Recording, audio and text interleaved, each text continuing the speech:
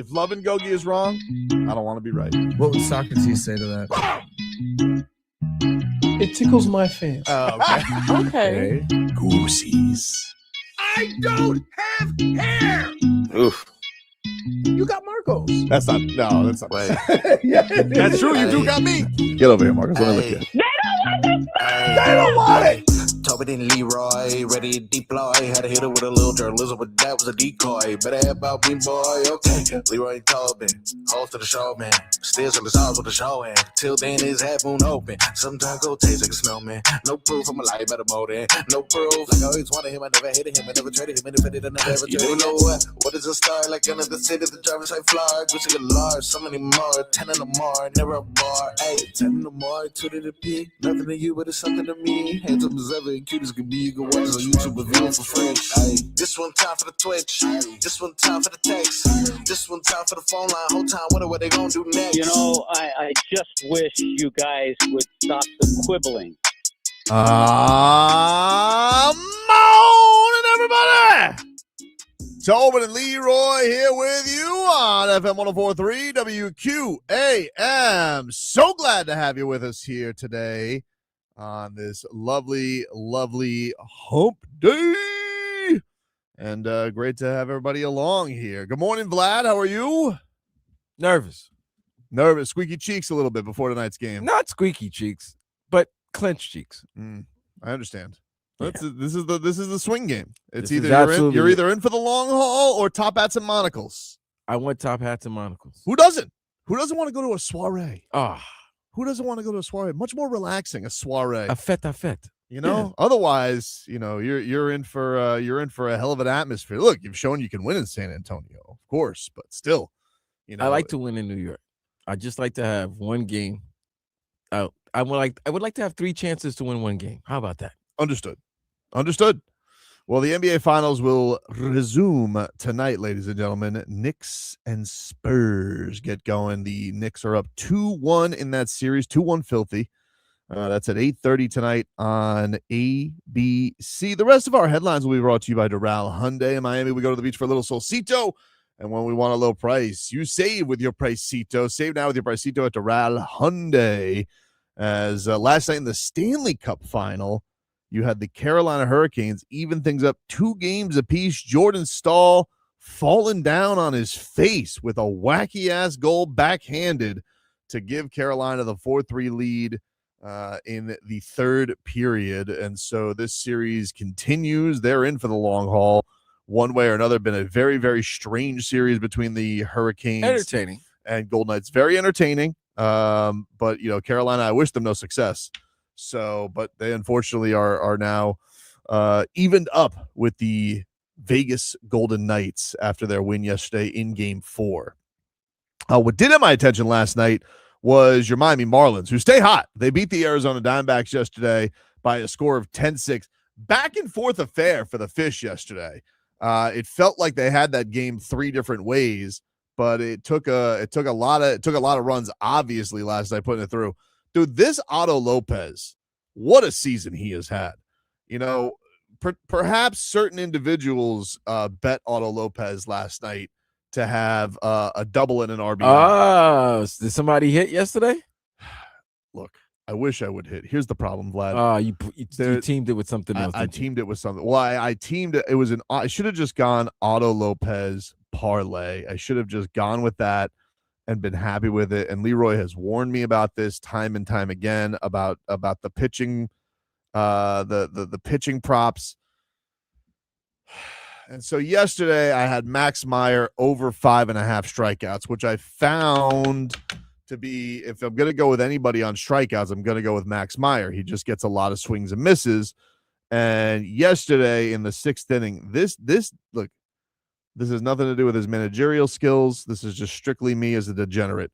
There has not been a man ever, maybe Julian Hill, who has taken as much money out of my pocket as Clayton McCullough has. Because I'm telling you, Vlad, if it hasn't been 4, it's been 5 or 6 times this year where I've been sitting on the doorstep of a strikeout prop, and here he comes with the hook to take my pitcher out. You just need one more? I needed one more, dude. I had Otto Lopez with the double. I had Otto Lopez with the RBI.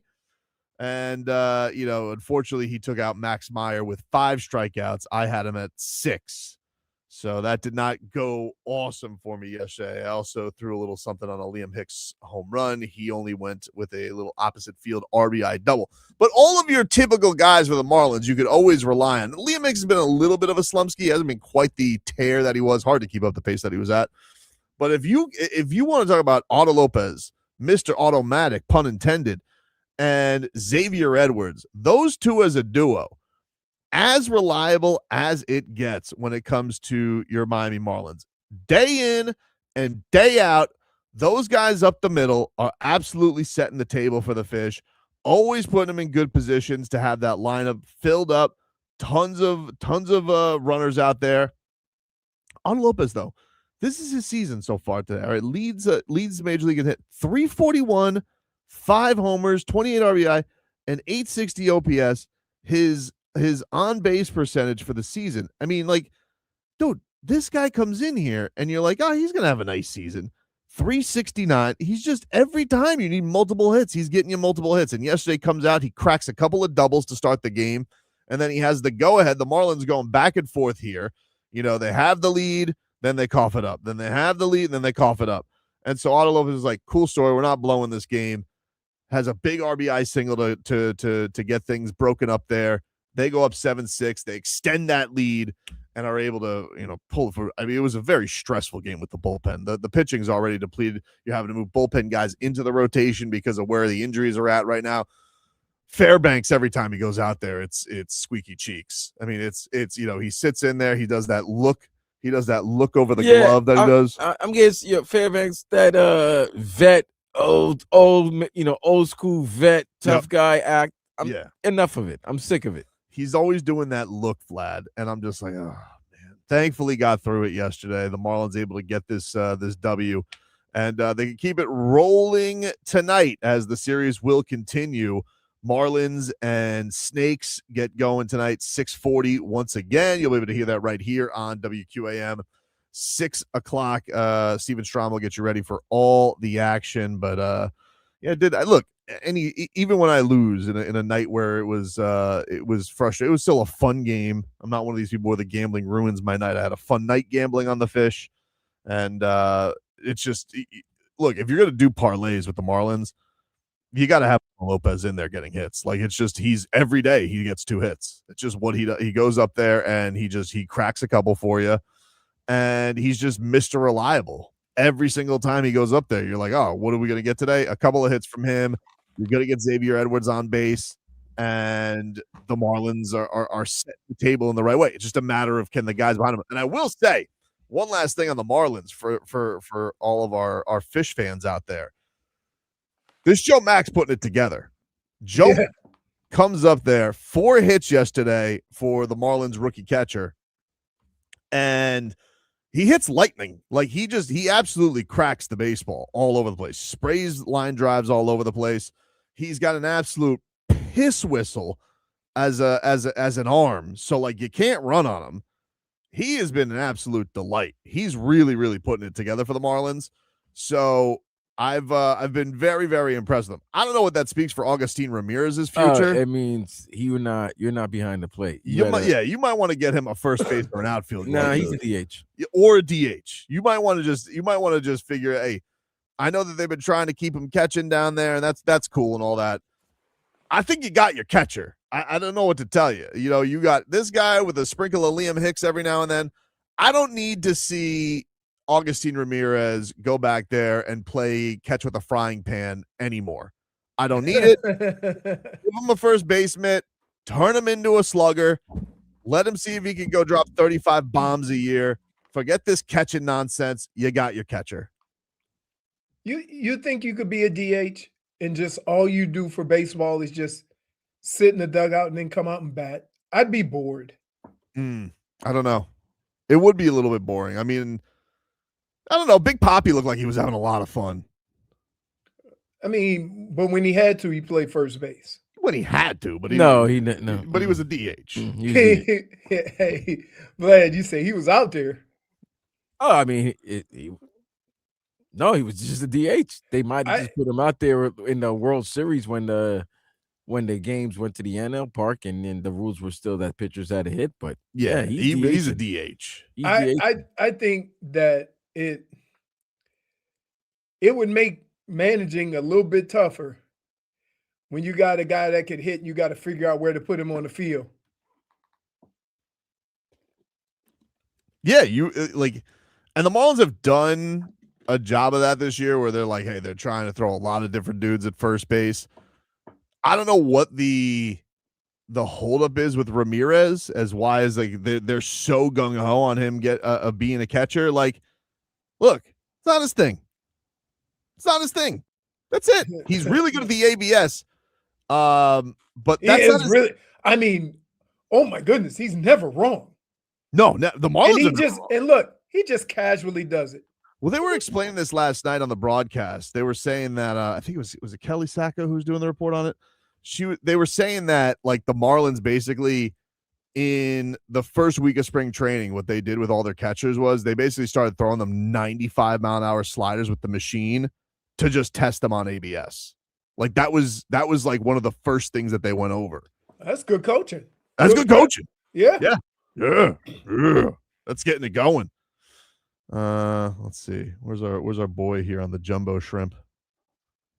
Gotta find some jumbo shrimp numbers. Where does one find jumbo shrimp numbers? Ooh, Griffin? No, what? Griffin Conine. He's still hurt, is he not? Yeah, but I think he should be. He's like a week away. Is he really? That's what I heard. He was like a week away from getting that injury. Looked bad. I was like, when I saw him, not a week away from like joining the team, but a week away from rehab. Yeah. Oh, okay. Yeah, I was about to say. I was like, that injury looked bad when it happened. Where the hell's the stat? Individual stats. Here we go. Get ready to learn jumbo shrimp, buddy. Can I tell you something? You have sent more guys in their prospective sport to the jumbo shrimp, just in different. Yeah. The Yotes. Yep. Sioux Falls. Yep. I mean, holy smokes. Yeah, he's got 4 ding dongs in 24 games. He's hitting to 255. Like he's doing all right. You know what he needs to not do? Squat. You know what's crazy? Or be on crazy is that when have we gotten to the point in baseball where 230, 255 was acceptable? If you're hitting 40 home runs. If you hit 40 bombs, you're all right. You can't be doing that nonsense, hitting like Morel. You're not a fan. No. You're not a fan. No, not a fan. Not a fan. I mean, Vlad, I don't even need to know who's at bat. Here's the text I get. Here comes a ground ball double play. Yeah, they've been playing him a lot less. It's been nice. It's definitely lowered my my stress. That's been great. But Joe Mack, dude, I'm telling you, this guy goes. He's been hitting bullets all over the place, and he throws out somebody every single game. Every game. He's not really built like a catcher. He's on the smaller side. A little wiry.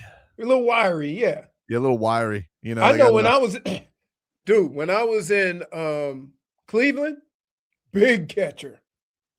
Sandy Alomar. Yeah, Sandy Alomar. Big, like he was like 6'5". Sandy Alomar was. Well, I know Liam Hicks is super short. Liam Hicks is like 5'8". How tall is Joe Mack? That'd be 6 foot. 6 foot. They list him 6 foot 210. He's got that bob build. That's a running back. No, that ain't a bob build. That's almost running back build.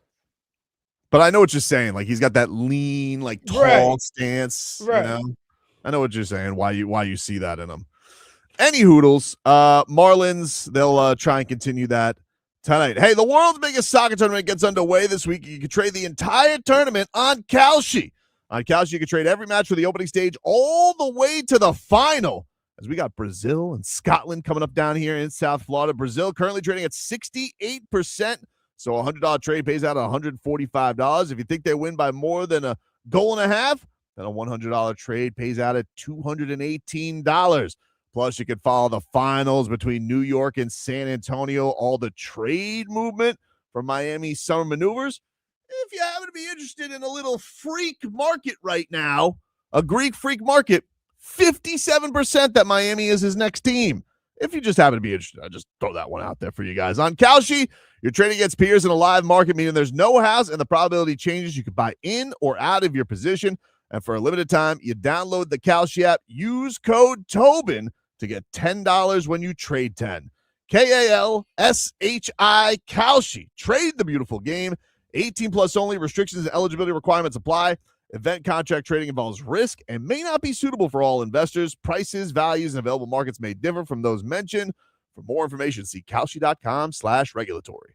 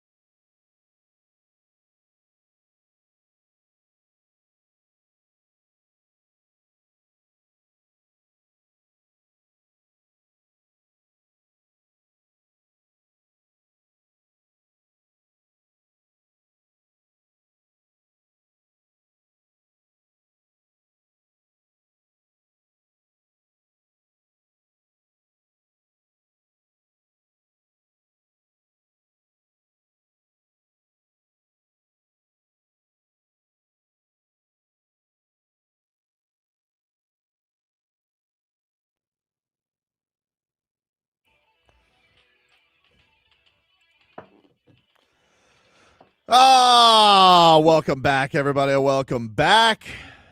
It's Tobin and Leroy here with you on FM 104.3 WQAM. Take you guys up until 2 here on the program as the NBA Finals will resume tonight as you got the Knicks and the Spurs. 2-1, New York leads the series. So we'll see if they could put themselves in the catbird seat or if we will be having a long series, Leroy. I think it'll be a long series. Who else gonna handle the ball, Vlad? I mean, who else is gonna handle the ball? I mean, what happened the last game was They did adjustments, so you do adjustments again. no again, but you still need. You guys see they had Popovich in for the speech? Oh, before game 3? Yeah, they bred him in. Yeah. But no, I'm saying dust off the old Pop speech. That's good. You have guys that come off the bench. Bridges will bring the ball up if he's not in foul could trouble. do it. Okay, yeah, but he was in foul trouble. That whole game was messed up.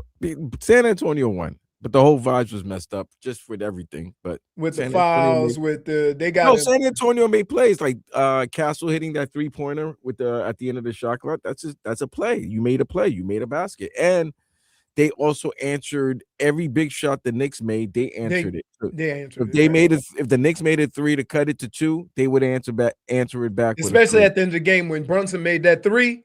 Right, and they answered it. They hit 2. We hit 2 threes, and they hit 2 threes to respond. So it is what it is. I just say this is what I hate. Don't say that something's not a technical after the fact. Like game 2, they said you take Mitchell Robinson's technical, you take it after the fact. That don't take the point away. You understand what I'm saying?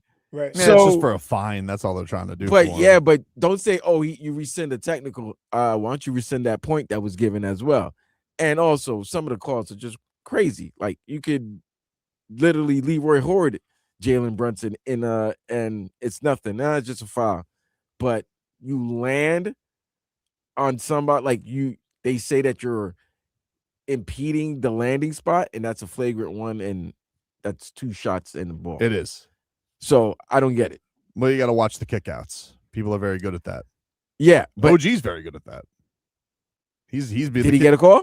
He's gotten like that call multiple times this series. The kick out 3. He hasn't. Dude. Oh, wait a minute. He got a 4-point play 2 games ago. Not OG?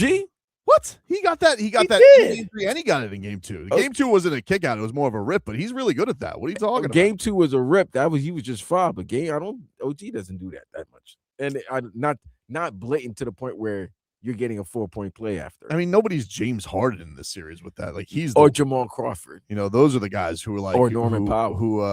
Norman Powell. Well, Norman Powell tried doing it and then like got really upset that people started treating him like Norman Powell. I was like, well, you're not SGA, Norm. And that's when he gets frustrated. He goes, SGA gets like, I'm like, you're not SGA. I don't know what to tell you, dude. So I don't know. We'll see. Did you guys see this? This Adam Schefter So Schefter was on his podcast yesterday because he's low key be trying to do NBA news. You know that, right? I noticed on this podcast clip he was wearing a Thunder polo. I don't know what the tie-in is there if he's from Oklahoma. I thought he was from Michigan. Yeah. But either way, maybe he's a Sam Presti fan. I don't know. But he was talking about Aaron Donald. And ever since Myles Garrett got traded, people are wondering, is Aaron Donald going to find his way off the couch? Which sounds like kind of a crazy story. He hasn't played in 2 years, but he is a freak. And this is what Adam Schefter had to say on that. I think it's more likely than not that he'll be back. Now, nobody said that. Nobody said that. Everybody thinks, we'll see. It's possible. We're talking about it. He has to commit to it. It still sounds like we're a ways away. He has not gotten there yet. But the fact that this is even coming up, and the fact that the Rams have the team that they do, and the fact that Aaron Donald will get to play with Myles Garrett, and the fact that the Super Bowl's in LA this year, I just think The ingredients are there to make it happen. They're there to make it happen.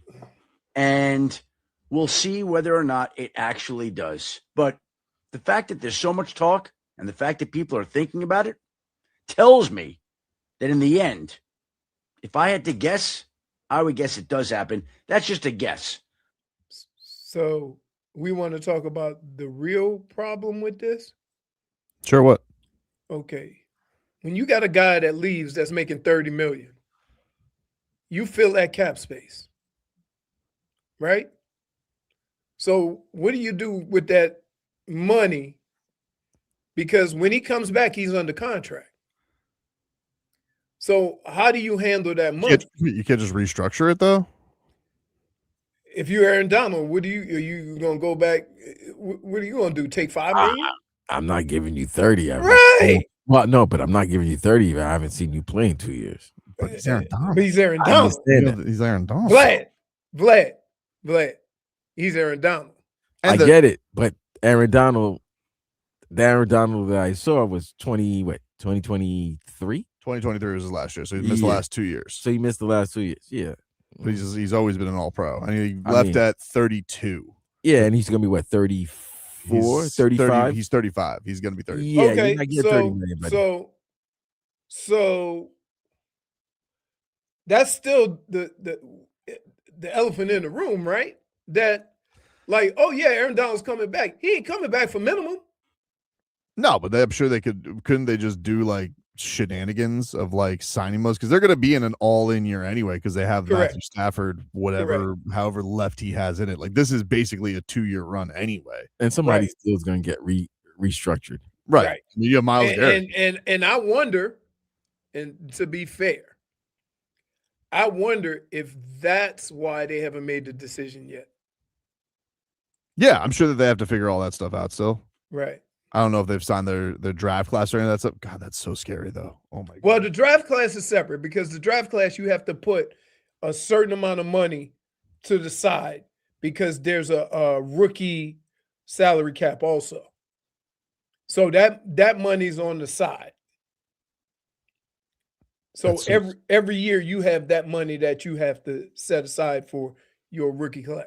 I mean, if anybody could come off the couch though, and you're playing next to Myles Garrett, have you seen his workouts? He's so scary.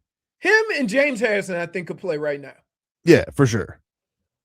Especially like I'm sure the money thing, like you said, is going to depend on like what the role is, like what do they want him as. But they want what they want him as. I mean, he'd be a monster. Aaron Donald. Right, like you say you go re-sign Kobe and say, but you want him to be, come off the bench guy. No, he's Aaron Donald. 8-time first-team All-Pro in 10 seasons. That guy ain't playing for the minimum. Sorry. Jesus. I ain't getting a full maximum either now. I think the conversations are being had. Yeah, I mean, here's what you want me to tell you what I think they do? They do 2 years or a 3-year contract, give them a signing bonus of the $30 million. Yeah, let's see what they did with Kelce this year. Correct. And so there's ways of doing it, but I'm just when they say, yeah, Aaron Donald's coming back, I say, well, they ain't been holding that money to the side for Aaron Donald to come back, so now they got to make it work. I'm almost guaranteeing you he signs something like a 3-year deal with $40 million guaranteed or $30 million guaranteed or something like that. That is one of those things though, because he gets that he's gotten those the last couple of years about like, hey, how you getting the itch? And it's like, meh. But they were so good last year, and you're in this situation where like, man, you really could be the last piece. You get to play with an all-timer also in Myles Garrett. Like, if anything, and you get money, like if anything was going to get you off the couch for 2 years, because you're cemented. I mean, he otherwise ride it out. You're going to Hall of Fame first ballot. Duh. Right, in 3 years. But it resets if he comes back. This is a little different than Phillip Rivers coming in to do one game against the Seahawks. Right. I think that he will come back, because winning the Super Bowl is probably fun. Yeah. I wouldn't know. But I think he comes back because he sees how stacked the team is. Time out. Hold up. What? The team is, yes, what you just said. This team is stacked. He's not playing every down like he was before. He doesn't have to. Exactly. So I'm not giving you all of that if you're not being the same player you were before. You're gonna get paid. I agree. I just brought it up as a topic and saying, wait a minute, we just making this Aaron Donald's coming back, but let's talk about the other side of this. In that first, let's get that money right. That money's gonna get right. They're gonna figure it out. Though some guys will restructure their contract. They just gave Stafford. They'll probably go to Stafford if he really. Well, they can't redo Stafford's contract yet. Oh, because he just signed it? He just signed it. Oh, they'll figure it out. They'll figure it out with somebody. But the team that he's going into is a better defensive team than he left. Yeah. Right. So he's not gonna be on every down. He's not gonna be at least. I don't know what the rules are. This is such an unprecedented player. Dude, because I mean that front four, if he goes in, you got Brandon Frisk, you got Garrett, you got him. Like they got some guys there. So it's not like he's going in there and he's gonna be playing every down. It's a dangerous dance because it's like you have a legend coming back, and what gets him off the couch as opposed to if you think he's gonna have a smaller role. But man, I just kind of want to see it. That's literally like it's like putting Thanos on the line with all of the Avengers. Hey, two-a-day said Rivers came back through 10 balls and impregnated 2 goalposts. He's right. Horny. I was so scared watching him in that game last year. Oh my God, he looked like the Seattle game. They almost pulled it off though. He didn't almost pull it off, but they almost pulled it off. They almost got away with it. I always wondered, how does a guy have that arm strength throwing the way he does? He looks like he throws it with 2 hands until he can't hold it any longer. He didn't have it anymore. He left it on the high school coaching sideline. I still had fun watching that game though. Whoa, that would be crazy, Smeathan, if it's an all LA Super Bowl. Yeah, all LA in LA. And none of the fans will be Rams or Chargers. It's probably the perfect thing. It's like, oh yeah.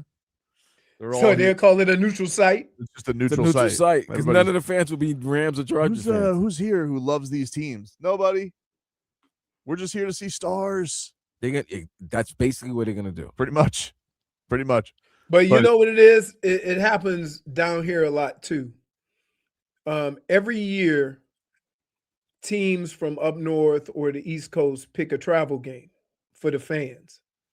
And usually they pick it in a nice place. So LA always gets, a lot of the other team's fans because that's the game that they pick. Same thing with Florida. Man, that'd be so crazy if he comes back, though. That'd be awesome. I would want to see that. They don't play them this year, though. It's not going to get Malik Willis hurt, is it? No, the Rams do not play. They play the Chargers, though, right? Dolphins. They do play the Chargers, yes. But you don't play the Dolphins. They play the Chargers. And do they play Atlanta or just in preseason?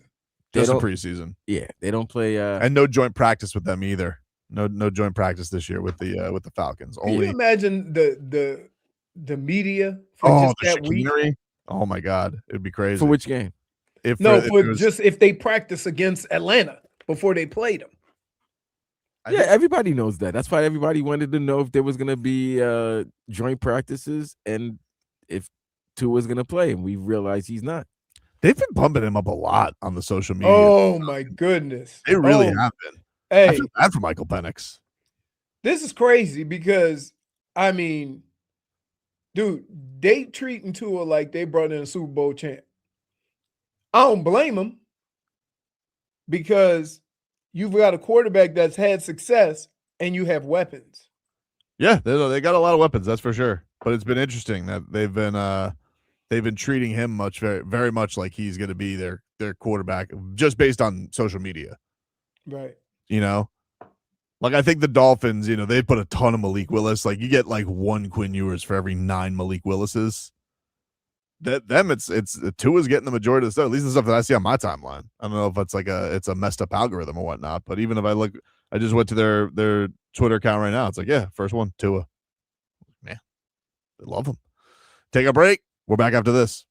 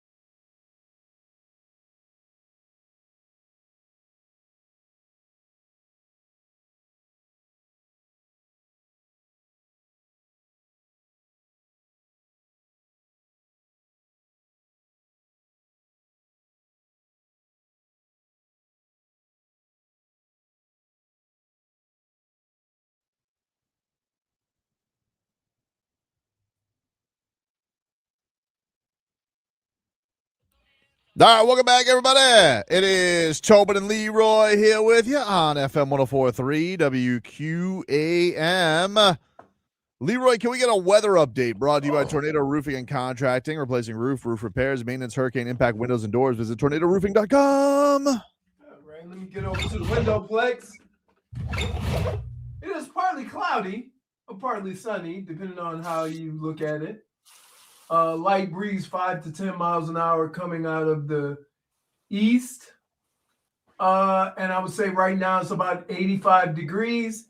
It says no rain, but when there's clouds in the sky in South Florida this time of year, I'm always going to look out for a passing shower. So you do with that what you may. I ain't falling for it. Got to be careful. You got to be careful. The Miami Heat, of course, awaiting all this Giannis fodder and stuff. I do want to remind folks, because I do feel like people keep acting like, oh, this trade could happen in between the finals. It's not going to happen between the finals. I don't know why people keep acting like, oh, it could happen at the end of the week.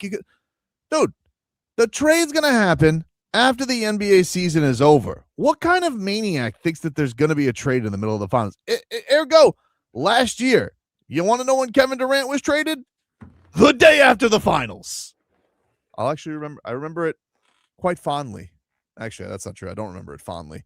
But the only thing that helped it be fondly was it was the same day as the Panthers parade.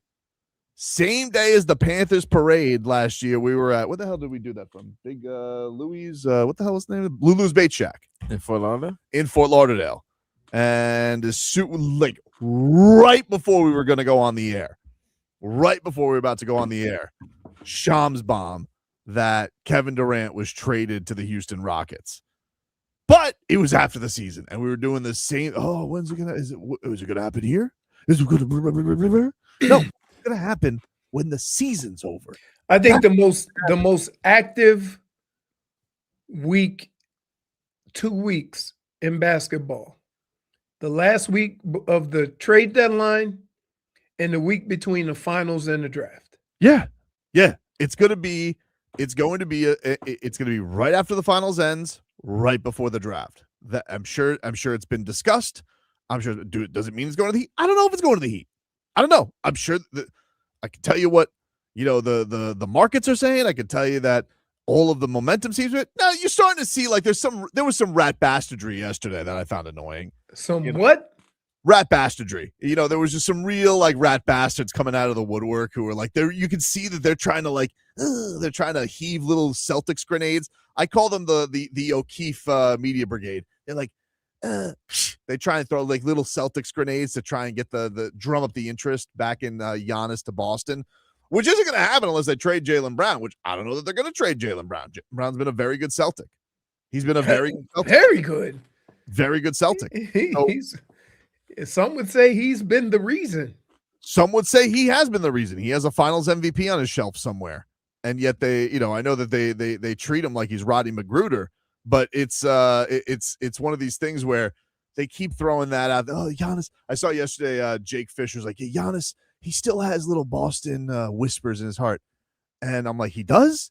What do those whispers say? You want to play with Pritchard? What would those whispers have to say to Giannis in that case? If this is one of those things, like we all know what the Heat are going to trade, I will say the one thing that feels real, if you want to go by what's real, the Miami Heat are hosting no prospects. Like prospects, the Miami Heat, who have notorious draft workouts, do their due diligence on guys, bring guys in. You got the draft in 2 weeks. This is the time to do it. Dude, Leroy, every person they're bringing in is a second-round pick. Every player that is on the list of – I'm like, who the hell are these guys? That's why I stopped looking at prospects. I'm like, this is a waste of my time. I was sitting there. I'm like, so you're out on prospects. I got to a point where I was like, I did like 6 guys, because I do like this time of year. The Heat have been pretty good at the draft. I like seeing who the one guy I didn't look at last year was Yakachonas. Had no idea that he was going to follow the Heat. Couldn't say his name to save my life. Very embarrassing for me. But I'm looking at this list. I'm like, okay, who are these? And then I'm like, what's this guy's projection? Late second round pick. What's this guy's projection? Late second round pick. Like, the LeBaron Filans, Haynes Steinbeck, the Ademaras, Cameron Carr, all these guys who are kind of in the range. I don't see any of these names. In fact, you know who I see them working out for? The Bucks, because the Bucks the Bucks are working out way more people than they should be, right? The Bucks list is crazy long. They're like, we got to work out a ton of guys. We're gonna have 2 picks. So, to me, if there was anything that was a real sign that momentum is going towards the Heat, go look at what they're doing pre-draft, because the answer is no work on first-round picks. They're looking like, hey, here's the hat. And nice knowing you, huh? Enjoy Milwaukee. That's crazy, right? That's crazy. First of all, that's reading the tea leaves, my man. Yeah. That's let's look at it this way.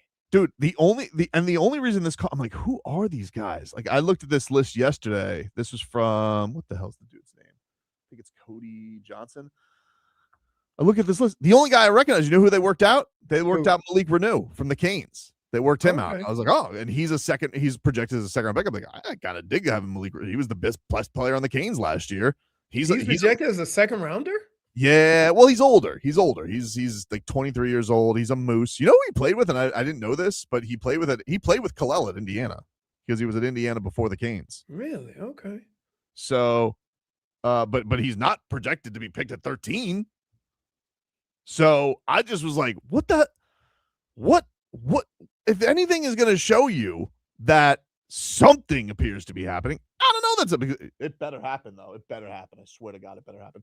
But if it doesn't if anyone wants to show you that there's a sign, dude, they're not working out any prospects at all. There you go. For having their highest pick in 7 years. No, you know what's funny? I can get him on board with that. That's some good, some good thoughts out of you. Thanks. The only normally you go, silly sauce on us. Normally you go, reading tea leaves and all that. That right there, I can get behind it. Vlad, that makes a whole bunch of sense, doesn't it? How you gonna draft in the first round if you ain't working out no prospects? I saw it. By the way, everybody, go to the Tobin channel on YouTube. Like, subscribe, comment. Yeah, that when you mentioned that, I was like, That's smoke. That's not even smoke. That's a 4-alarm blaze, baby. That's a fire. Like, if you're not bringing in anybody, the only people you're bringing in are people are expected to be drafted in the second round, that you're basically letting the trade is done. The trade happens. It feels like it. It's they just saving, like you said, because they don't want to interfere with the NBA final. It's the only thing. It's the only thing that is like, because we're going back and forth every day. Maybe this guy gets it, and maybe somebody else does get involved. Hell, maybe the Knicks blow this, and then they're like, please, Karl-Anthony Towns, and maybe Giannis is like, I want to be a Knick. Maybe that happens. Okay, anything is possible. Anything is possible. I'm not here to trust me when I tell you, scarred for life. Not going to believe Giannis is on the Heat until I see him in a Heat jersey. I'm that scarred. But if I were to say, hey, what's the realest thing that's happening that points towards the Heat feeling like they have a trade? Their pre-draft activity is not very active. At least for the at least for the field of players that will be there in a deep. And by the way, it was talked about as a deep draft in a place where you would want to have a lot of looks, I imagine, at the prospect. In a place where the Miami Heat, do their due diligence on this stuff. Now, it doesn't always happen. They didn't work out Yakachonis. I don't believe they did Jaime. They did Kalel. They had a very famous pre-draft workout with Bam where he mother bleeped everybody. So it's not always it doesn't always mean that they're going to take those guys, but to have no prospects come in. The only guy I saw that they've had recently is the dude from Michigan, the old guy, Lendenborg. Oh, okay. But everybody else is like, I don't know. It's just, so maybe they're doing like an emergency. They're like, I guess we should bring in somebody. I don't want to be too obvious. What's Lendenborg doing? Get him down here. Go to Joe Stone crowd. I wonder if the prospects, do they get wined and dined or nah? You just get like a Chipotle gift card. That's good. I wonder what the Heat give them. I wonder what goes on there. Go to Bayside. Give him a Bayside gift card. Yeah, who knows, dude? That's crazy. Man, it's happening though. It seems like things are happening. Are you excited? Because months ago you weren't excited. I'm excited. I love fodder, but I'm also totally expecting my heart to get ripped out as well. Part of me still expects like, oh, he'll be a Celtic, or on the Magic, and then I'll have to lose my bleep on them. Imagine. I mean, like, I can't be What if responsible. he goes to Portland? That would hurt you the most. Oof, Joe Cronin. That would be the ultimate. That would be the ultimate like Joker move by him. To be honest with you, it would be like you're pantsing Pat Riley twice. Joe Cronin. I'm not gonna lie to you. If Pat Riley gets the pants by Joe Cronin a second time, Oh I'm looking at him kind of different. It's right. Like you're gonna have to like. If the Heat, we gotta take a break. I'll get into some of this on big picture stuff. We do have to take a break. I do want to let you guys know one more time though. The world's biggest soccer tournament gets underway this week. You can trade the entire tournament on Kalshi. On Kalshi, you can trade every match from the opening stage all the way to the final. Tomorrow, we start up, Leroy, Mexico, South Africa to get going with that. And then on Friday, the USA starts up their action against Paraguay from Los Angeles, as the Stars Stripes currently trading at 50% to win their opening match. So a $100 trade pays out at $200.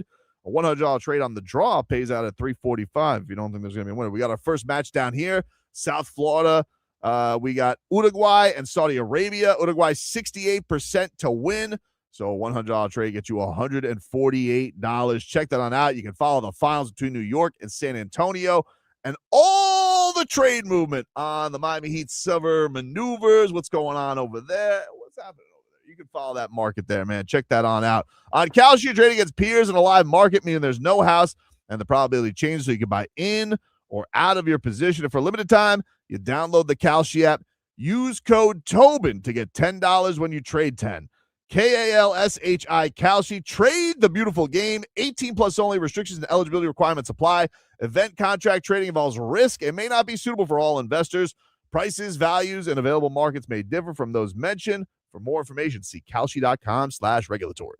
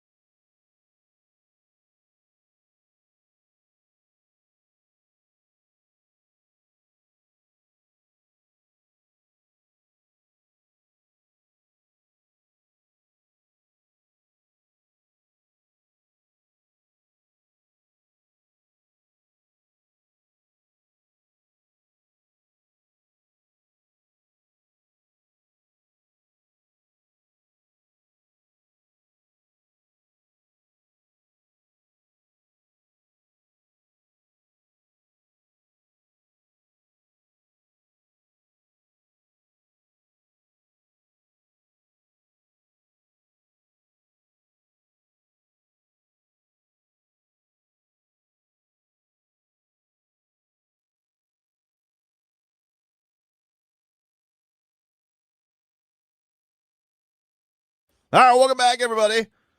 Tobin and Leroy here with you on FM 104.3 WQAM.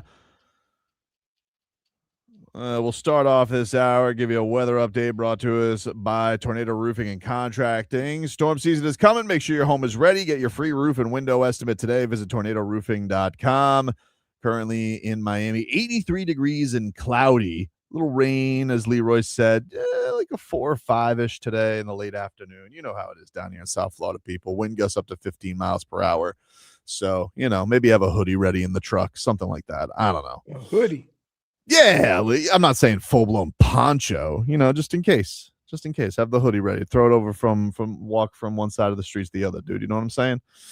By the by, I want to let you guys know we got a Michelob Ultra watch party coming up on Friday night at the bar in Coral Gables, your old favorite show pony. I'm going to be there, and we're going to be watching USA and Paraguay as Team USA gets going.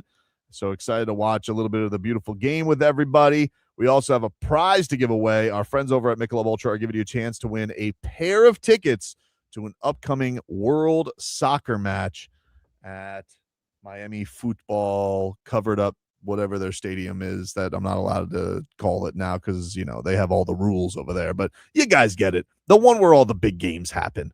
You guys know where it is, okay? They go the vroom vrooms. They have the tennis. The football teams play there, and the football teams play there. So there's a game there of great soccer consequence that we will be giving away a pair of tickets for at this Michelob Ultra watch party on Friday night at the bar in Coral Gables.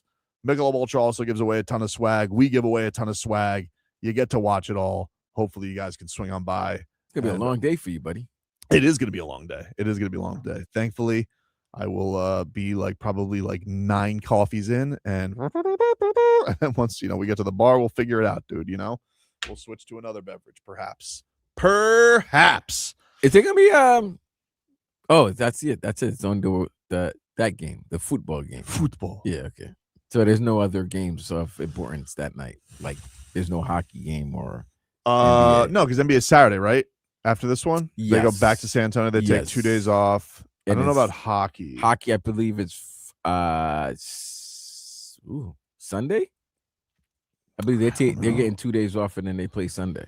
And then Marlins play, I believe, the Pirates. I don't know if we got Sandy and Skeens that day. Do we get Sandy and Skeens this trip? Let's see. I don't believe so. No, Skeens is pitching Sunday. Sandy's pitching Saturday. So they don't face each other. Unless there's a rain delay. Sunday, though, is on Peacock for all those who are looking for the fish game on TV. So 12:30? 12:15. Oh, 12:15. I Early. should know. I'm producing it. Well, dude. So just so you know, that's when the Marlins are. They go to Pittsburgh after this, then Philly, and then they will come back against San Francisco and Texas after that short 6-game road trip. The Marlins will try and finish off. They have been playing really, really good baseball. Yes. Yesterday, they get the win 10-6 over the Arizona Diamondbacks. Here was the call last night. Otto Lopez with the big RBI single to break up the tie for the Fish. 2-0. That one a line shot that is up the gut and through for a base hit. Mack around third. Center fielder Waldschmidt comes up firing, and it's cut off. The league's leading hitter delivers again. His third hit of the night, and Otto Lopez drills an RBI single up the gut. It's 7-6 in the bottom of the 8th. Man, what a season this guy's had, dude. Been very impressive. Yep. It's sneaky. You've had 2 or 3 guys that if you put their numbers just in the air, you would think the team that they play for is better. Mm-hmm. Right? When you talk about Max Myers being the best pitcher and he's not even supposedly your best pitcher. When you talk about the 3 guys knocking the cover off the ball, you talk about the speed they play with. You talk about their defense. They're solid on defense. You would think that they would be better, but it's every game sometimes has that one ending of destruction. Yeah, I think the thing that the Marlins should be proud of, though, is it really did look like after all the pitchers were starting to drop like flies, you'd be like, oh, this is probably where it gets cooked. Like they had a nice, respectable run, then they hit that 5-game losing streak season long. Dude, they've answered back with a lot of it. They've answered back to that adversity. They're a couple games under 500. I got to give them a lot of credit, because I felt like when that happened, I'm like, this, you start losing pitcher after pitcher, like they may be cooked. You lose Ayuri, you lose Junk. You're like, this may be a little too much to overcome. And they've responded. This was Otto Lopez talking after the game. Here's what he had to say. Otto, how was the offense tonight able to be so relentless? After the day off yesterday, I would say it was pretty good. We worked really hard today on get our every at bat successful, and they worked very hard. I would say that was one of the keys today. What's been the most fun about your season this year? I mean, it's go running, of course. All the every time we had a hit, we got a new emotion, a new celebration, and that's cool too. Be able to change it, and every time we got it possible to do it, and that's why it's been very, very fun for us. I remember seeing you in 2024 when you first got here. You are leading the league in batting average and in hits. What if I were to tell you that in 2024, that 2 years later, you'd be at the top of those categories? I mean, I wouldn't believe it, but yeah, I feel pretty good at the plate. All the work that I've been putting in since that year to now, it's all the experience that I've been working. I would say it's very good to feel that way to now. Thanks for the time, Otto. Yeah, thank you. All right, Jack. There is Steven Strom and Otto Lopez after the game yesterday on Marlins radio. Otto Lopez 341 on the season and has 89 hits, which is ahead of former Marlin Luis Arraez, who has 84 on the year for the Giants. Still good at hitting, Luis Arraez. Don't get crazy, it, right? Yeah, it's just, sorry, I don't hit home runs. Like, why would what's the big deal? People don't like him. I wasn't a fan. And then that's Dan Day's guy. Dan Day, my cousin, he turned. I was like, oh, you know what? Your guy really can hit. Why doesn't anybody want him? He always plays well for good teams. I don't know what's wrong with having guys who can hit the ball but not out of the park. It's okay. He's won 3 batting titles. Yeah. You know what's crazy? League. 30 years ago, that would have been awesome. He would have been a star. Yeah. Because you couldn't get him out. Yeah, it's crazy. I mean, I know he's not the best defender in the world, so like it's Otto's a better defender than Luis Arraez, but I don't know. That's a strange thing.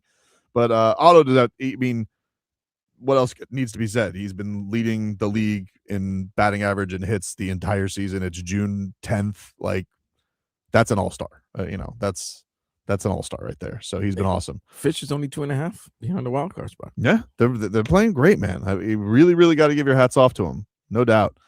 Rest of our headlines are brought to you by Doral Hyundai in Miami. We go to the beach for a little Solcito, and when we want a low price, you save with your Pricito. Save now with your Pricito at Doral Hyundai. Stanley Cup final is even at 2 apiece. Jordan Staal with the go-ahead goal falling down on his face. That's how you lose. Third period, Carolina beat Vegas yesterday. That series even at 2 apiece. Tonight, it is game 4 between the Knicks and Spurs at 8:30. And that is on ABC. So and strangely enough, this could be something. It could be nothing. I don't know. But old Giannis. Oh boy. What do you do now? He just happened to be hobnobbing with who? one of Miami's own recently.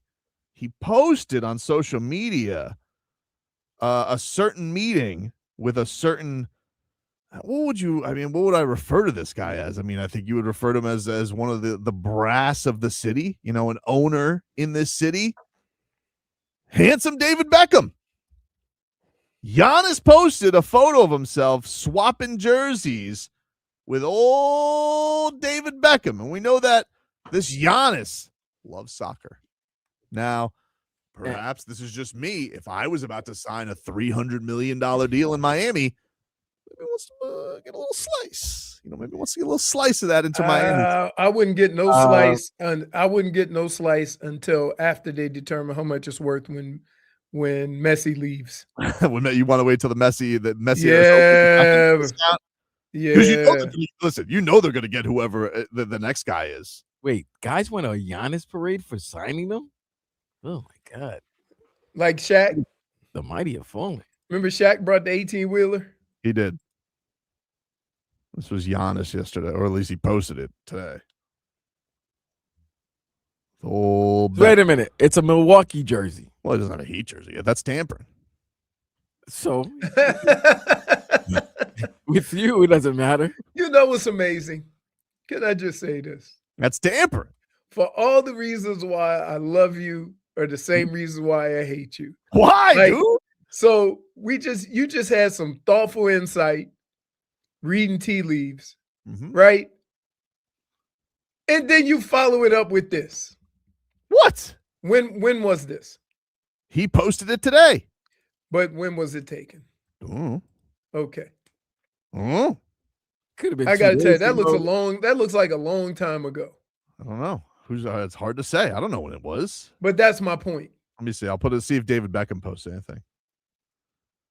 Here's the thing. And that looks like a Beckham Man U jersey. That's not an intro. Look how young Giannis looks. Look how young Beckham looks. Wouldn't that be even weirder though? Like, why would you post an old photo of meeting David Beckham? Maybe happened on that day. Nah, I don't. David Beckham just posted it today. Look, I can't see. Telling you that's him. Take my word for it. Who's the other two guys? Yeah. Well, Thanasis, of course. Oh, he's always. He said, "Great to meet the family, Giannis."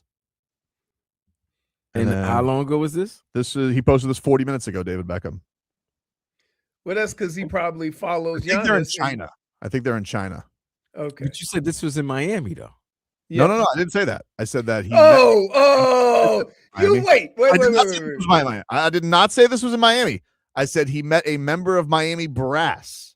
I did not say it was in Miami. It seems like it's in China. So maybe they have a deal with the same company and they did it as a photo. Maybe they do. Maybe they do. And and then Nike, maybe Nike's involved. Hey, dude, I don't know. Maybe you could be right. You could be right. I don't know. I'm not here. Somebody said we've seen him in the same outfit he was in Miami. That means what you trying to say? Giannis doesn't have a fit. He doesn't have a wardrobe. He's like wearing the same clothes over and over. Interesting. And like Wiki right now, he's advertising a meet and greet with Giannis Antetokounmpo. Listen, Giannis Antetokounmpo is going to do a lot of appearances at the Heat store. And come to the Dolphin Mall, everybody, at the Heat store to meet Giannis Antetokounmpo. Oh, and no, can't wait for Giannis to be at the whiskey and cigar. Wow, we got an Antetokounmpo coming to Whiskey Stars and Cigars. Whiskey Stars and Whiskey Stars and Cigars. It's Giannis and Giannis. Schmieden says Giannis will be doing La Granja commercials. Ooh, man. Wow. David Beckham and Giannis. For Twitcher. Take a break. We're back after this.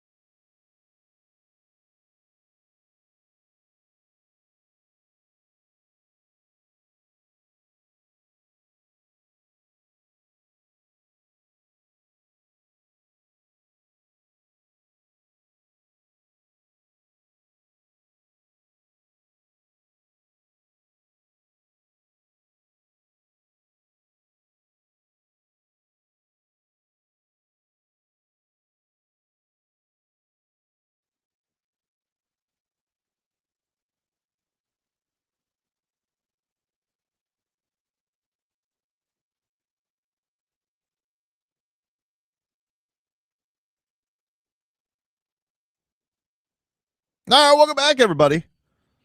Tobin and Leroy here with you on FM 104.3 WQAM. Take you guys up until 2 here on the program. As we got lots of action happening tonight with the NBA Finals. Marlins will be back at it tonight. And, of course, it's a nice night off for me because Love Island takes the day off today. So, you got a day to recover after voting day last night. I was voting day last night. Yeah, it was voting day yesterday because the new bombshells are in and they want you to couple up them with the new people. And any possible this is where in Love Island you get a week in and people are getting horny, Vlad. I mean, come on, you've been there a week, and so they just can't take it anymore. And so this is about the time in Love Island where things really take a turn. And let me tell you something, they've really cranked up the juice on trying to break up these couples. So we'll take the day off. We will reset, refocus on Love Island and get ready for it, of course, on Thursday. So we got that to look forward to. The World Cup gets going tomorrow. We will talk World Cup coming up with Solana. That's why he's here? That's why he's here. Dude, I was about to go off right Why? Now. I'm like, what the hell are you coming on our show? He's coming on. I thought they were doing like a test interview and I think that he is a bit of a he's a bit of a soccer purist. I don't think he appreciates the way I speak of the beautiful game. Timeout. So you got the wrong Solana if you want soccer. What do you mean? You should have gotten Daniel.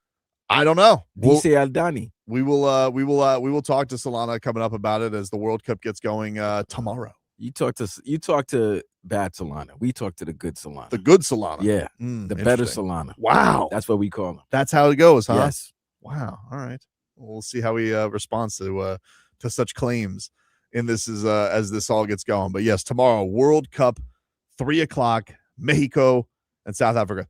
I just went for Mexico, so I'm going to root for them, even though they are kind of America's rival. I will tell you this, though. You want to know what speaks Mexico? What speaks Mexico? Dude, Leroy, What's let me up? tell you about Mexico, dude. You walk, you go right off the plane, and you find yourself a urinal at the Cancun International Airport. One of the things I love is a urinal game. And let me tell you something. Having a goal set up at each urinal cake with a ball that you can aim for. What an absolute time. Wait, you have to be the only person in the world, and I can picture this. Mm-hmm. I got to go pee. And Were you saying again? Of course. You were saying goal after every time you were urinating, weren't you? You wouldn't? I would too. I'm like, anything makes you feel like you needed to arrive in Mexico. Nothing like a soccer goal urinal cake is going to do that. Like, it was just, I was embodied in the culture immediately. It was great. It was great. We'll take a break. We'll talk a little World Cup with Solana. Coming on up. We're back after this.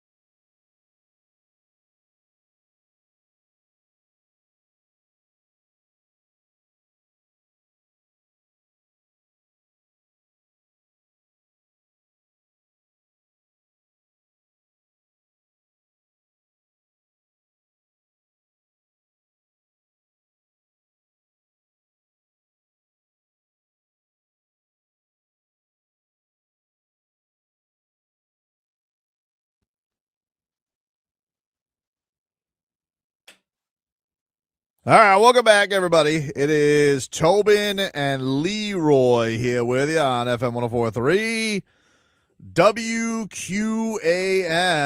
Take you guys up until 2 here on the program as the finals will continue tonight. Spurs and Knicks. Knicks lead that series 2-1. I wish them no success. So hopefully the Spurs can even that up tonight. And we can get that going. But let's go out to the Toyota of Hollywood guest line. Shop over 2,000 Toyotas on sale at one location, Toyota of Hollywood on 441 between Hollywood and Sheridan, and toyotaofhollywood.com. You guys can catch them every single weekday afternoon on Hockman, Crowder, and Solana. It's Solana. What's up, dude? Hey, what's up, guys? How are you? I'm good. I didn't appreciate being called the lesser of the two Solanas by Vlad, but I get it. Tobin, he's very afraid that his Knicks are going to choke a 2-0 series lead, and I'm going to be all over him. So I get it. You know, I'll let Vlad have his moment right now. Still up 2-1. Are you the better Solana? Yes. Who lied to you and told you that? My parents wouldn't say that, but I would say I am. So says the only Solana in the family that thinks that. Yep. 3 siblings, Leroy, and there is zero doubt in my mind I am the least favorite. Zero doubt. And the least successful, by the way. So you got the Goosies, like we're on the doorstep of the World Cup. You love this stuff. I absolutely adore this stuff. You were right earlier. I turn off the radio every time I hear you talking about soccer because it just infuriates me. Why? But I am genuinely as excited for not just tomorrow, but the festivities that are going to be happening around Miami as well. But the group stage games that are happening in Miami. This city is getting really quality soccer coming into its home stadium here at Hard Rock Stadium. And it's going to be awesome. Genuinely. This is the biggest sporting event in the world, without a doubt. And it's in our backyard. I think everybody should really be appreciating that. Are you going to see Uruguay in person? Yes, I lucked out, man. Uruguay plays 2 games in Miami. The first 2 games here at Hard Rock Stadium are, where my parents are from and the team I've always loved since I was a little kid. So I've got my tickets secured, Tobin. The whole Solana clan will be out there. Uruguay is going to play Saudi Arabia on Monday at 6 p.m. And then they'll play Cabo Verde or Cape Verde the following Sunday at 6 p.m. as well. Those are the first 2 group stage games, and I'll be out there for sure. So, but should they wipe the floor with those 2 teams? Yeah, they'll be heavy favorites in both those games. I think Saudi Arabia will be a team that could make it out of the group stage. So in this World Cup, it's an expanded World Cup for the first time ever. It's normally 32 teams. They added 12 more. So the top 2 of every group, there's 12 groups, the top 2 teams will advance after playing everybody. But now 8 of the best third-place teams advance as well. So that opens up a whole new realm of possibilities for teams like Saudi Arabia, or who knows, even a team like Cape Verde. And, the United States men's national team, I think there's a lot of excitement here in the U.S., obviously, for what a lot of people are calling the golden age. Pochettino, who's their new manager for the past year plus. As long as they get through, even if it is as a third-place team, I think that group is a lot tougher than most people understand it to be. As long as they get through, I don't care if it's a third seed and they're one of the top 3 or top 8 third seeds. Like, to me, that's a success in this World Cup, because with an extra knockout round, things and chaos tend to happen in the World Cup on this stage. And I think the U.S. can take advantage of that. Solana, is it a bigger field because of the countries involved in the automatic bids? So they just made it bigger because now you're not doing one country, you're doing like North America. Right. So in theory, that makes sense, Leroy. But no, the reality is FIFA just wants as much money as possible. They are starting with Infantino, who's the head of the FIFA president. Everybody is probably familiar with this guy already. If you think Adam Silver looks like an alien in disguise, or like a snake with human skin on top of him, look up this guy. I mean, he is a spitting image of one of those aliens in Men in Black. they just want as much money, Leroy, and more teams, more games, more money, especially in the U.S., where, everybody's seeing the stories about ticket prices. Everybody's seeing the stories about how logistically traveling is going to be a nightmare. For a team like Scotland, for example, they play Brazil in the third group stage game here in Miami. Imagine being a Scottish fan paying these insane prices to travel from Scotland to the United States. They're playing their first game at Gillette Stadium. They think, we're going to Boston. We're going to Boston, a big American city. And then they're taking that one road to Gillette Stadium that is just surrounded by like suburbs, houses. Right. One road in, one road out. They have to pay $90+ each way to get from Providence or Boston on the train to get there. And then they have to fly to Miami to watch the next game. So in past World Cups, Qatar, which happened in 2022, obviously a much smaller country, you could follow your team around. In Russia, a lot of teams that you follow your team around in the group stage, and if they keep going, you keep following them. And logistically, it was a bit easier to get there. Hotels were cheaper. Everything was just cheaper. In the United States, we have made it incredibly difficult for people to follow their team around because of how big our country is, but also because of the prices. So it'll be interesting to see, how all that plays out over the next month. I love the idea of a bunch of Scots having to stay at Stadium Hotel. and thinking, we're staying in Miami, we're in Miami. Remember when we went to Vegas? Oh, the Irish, yeah. They didn't even Solana, a guy wanted to jump in my Uber one morning. And I said, dude, go get some sleep. He says, I don't have a room. I think the Scots are a little better behaved, but I don't know but I think soccer makes everybody crazy. So I'm not quite sure. Who is our best player on Team USA? Is it still Pulisic, or do we have anybody new like I should be excited about? Are you talking about the LeBron James of soccer, Tobin? Yeah, who is the new guy? Like, do we have any new guys, or it's the same old guys? No, it's Christian Pulisic for sure. It's Weston McKennie for sure. Those are the guys. Balogun is going to be the starting forward for the United States men's national team. You have another forward in Pepe as well. Gio Reyna is another name that you can look to. Look, man, the United States, I don't think they're a favorite in this tournament. I don't think anybody has them as a favorite in this tournament. But Christian Pulisic has been playing really high-level football, Tobin, I'll call it football, for AC Milan, which is one of the top clubs in Italy. He starts, he's scoring goals, he's been phenomenal. And in these World Cup games, things are going to be so tight. For those of you who don't like 0-0 games, 0-0 scoreless, 1-0, that's how these games tend to shape up in a tournament where the stakes are so high. Teams are more conservative, they're more reserved in the back. Bus.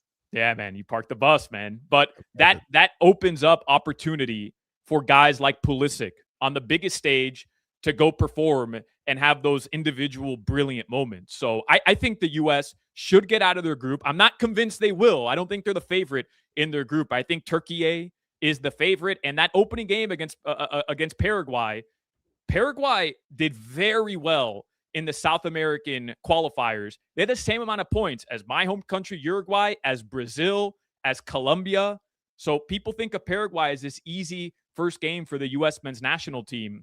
And I'm telling you right now, like, it is not going to be easy on Friday when they open up their play. But yeah, Tobin, Pulisic, for me, still the best player for the United States, but they do have Tyler Adams, Weston McKennie. These are all guys that play in Europe, start for quality European teams. So if the question is, can the U.S. for the first time with this manager, Pochettino, who has experience, they're linking him to Italy following the World Cup, can they bring it together and hopefully get into the knockout rounds and then take down one of the quote-unquote giants of the game?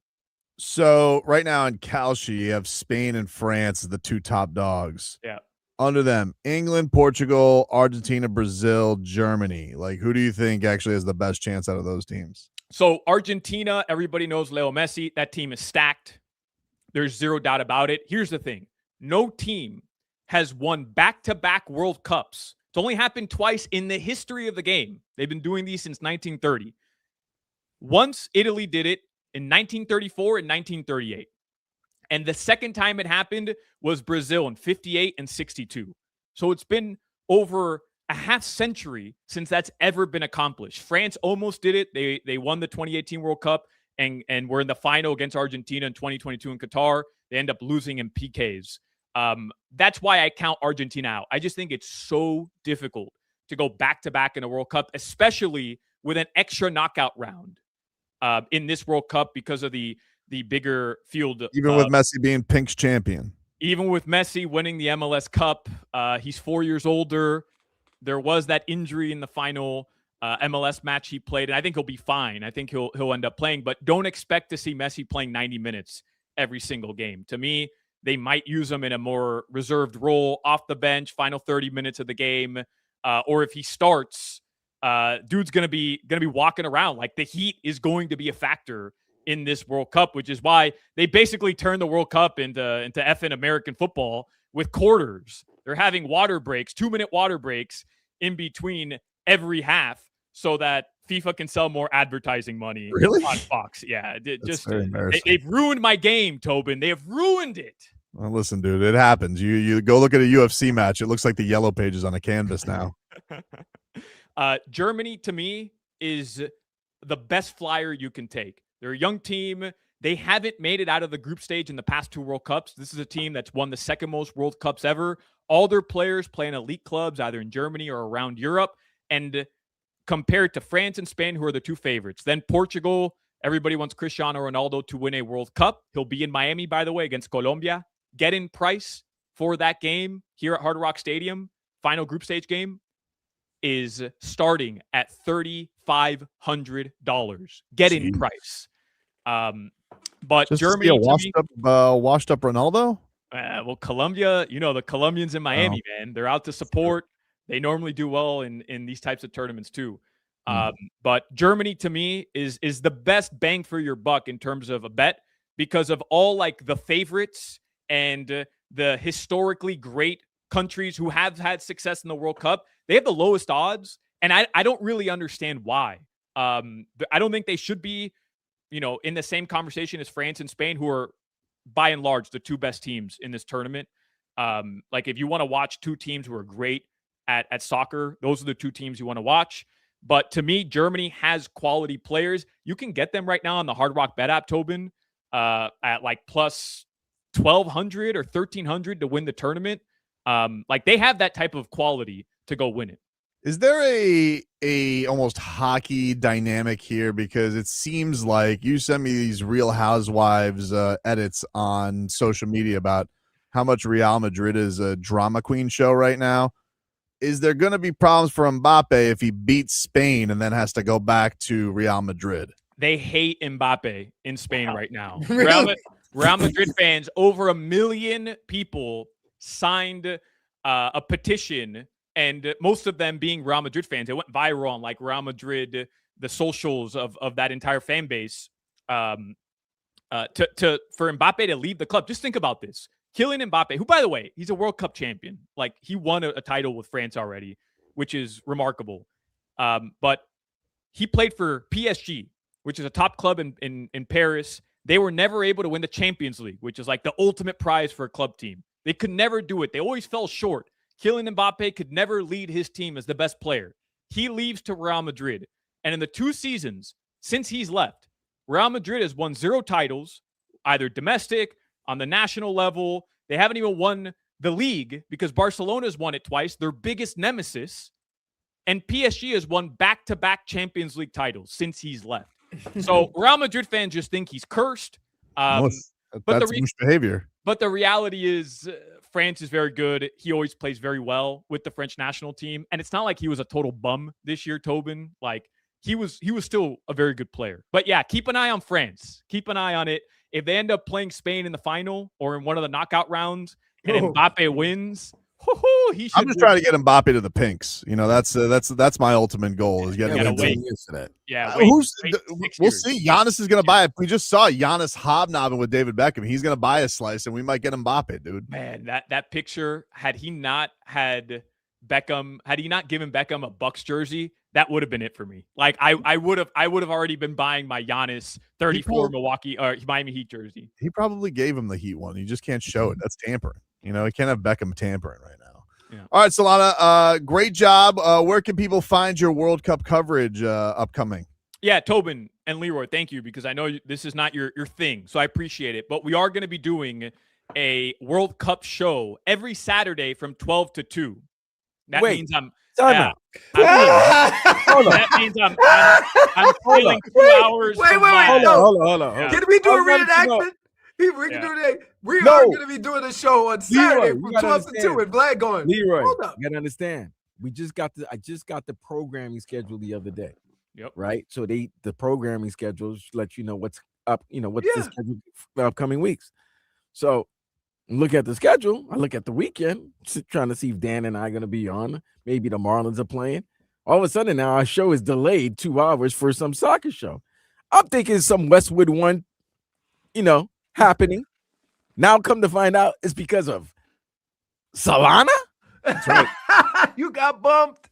That's a great promo there from Vlad, who sounds very excited to listen to the Summer of Soccer, which has a sponsor, by the way, with It's me. not sponsored by me. 12 And to Dan. 2 every single Saturday throughout the World Cup. Oh. I'm really excited about this. I think people should buy into the World Cup. I think people should appreciate that it's here in Miami. We're one of the epicenters of the tournament, and I'll be recapping all the games. U.S. plays Friday night at 9, so Saturday at noon we'll be recapping it 12 to 2. The biggest throughout cities the are going to entire be tournament. the biggest cities will be LA and Miami, right? No, New Well, York. New York New is York. where the final's New going to York. be. Yeah. Oh, Philadelphia is Hopefully going to they have don't blow the a ton of finals. good I'll be games. super depressed. That will There's like a weird scheduling situation where one of the NBA Finals games, I think it's Game 6, coincides with France playing at MetLife Stadium, I believe. Oh. Imagine the nightmare of just getting between places in New York and New Jersey. Also, what do the French care about more, Wemby or the World Cup? That's a good point. That's a The good World Cup. A lot of people getting beat down that day. That's a lot of flying baguettes. No, that'd be a lot of beatdowns that day. All right, Solana, appreciate you joining us, man. Thanks for the time. We will take a break, and we will get you caught up with your headlines coming up next.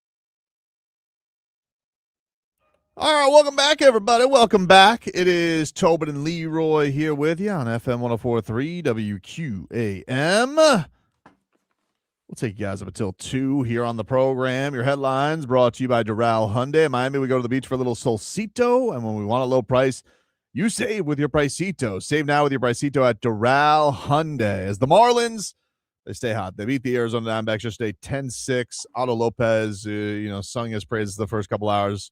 Really, really great job by him. 3 for 5, pair of doubles, go-ahead RBI single. Wasn't just for that damn Clayton McCullough taken out. Hey, I got that text. The damn coach ruled it another way. He does it all the time. Dude, what did I tell you a month ago? I know. I normally stay away from the pitchers except for Max Meyer strikeouts. It's no except.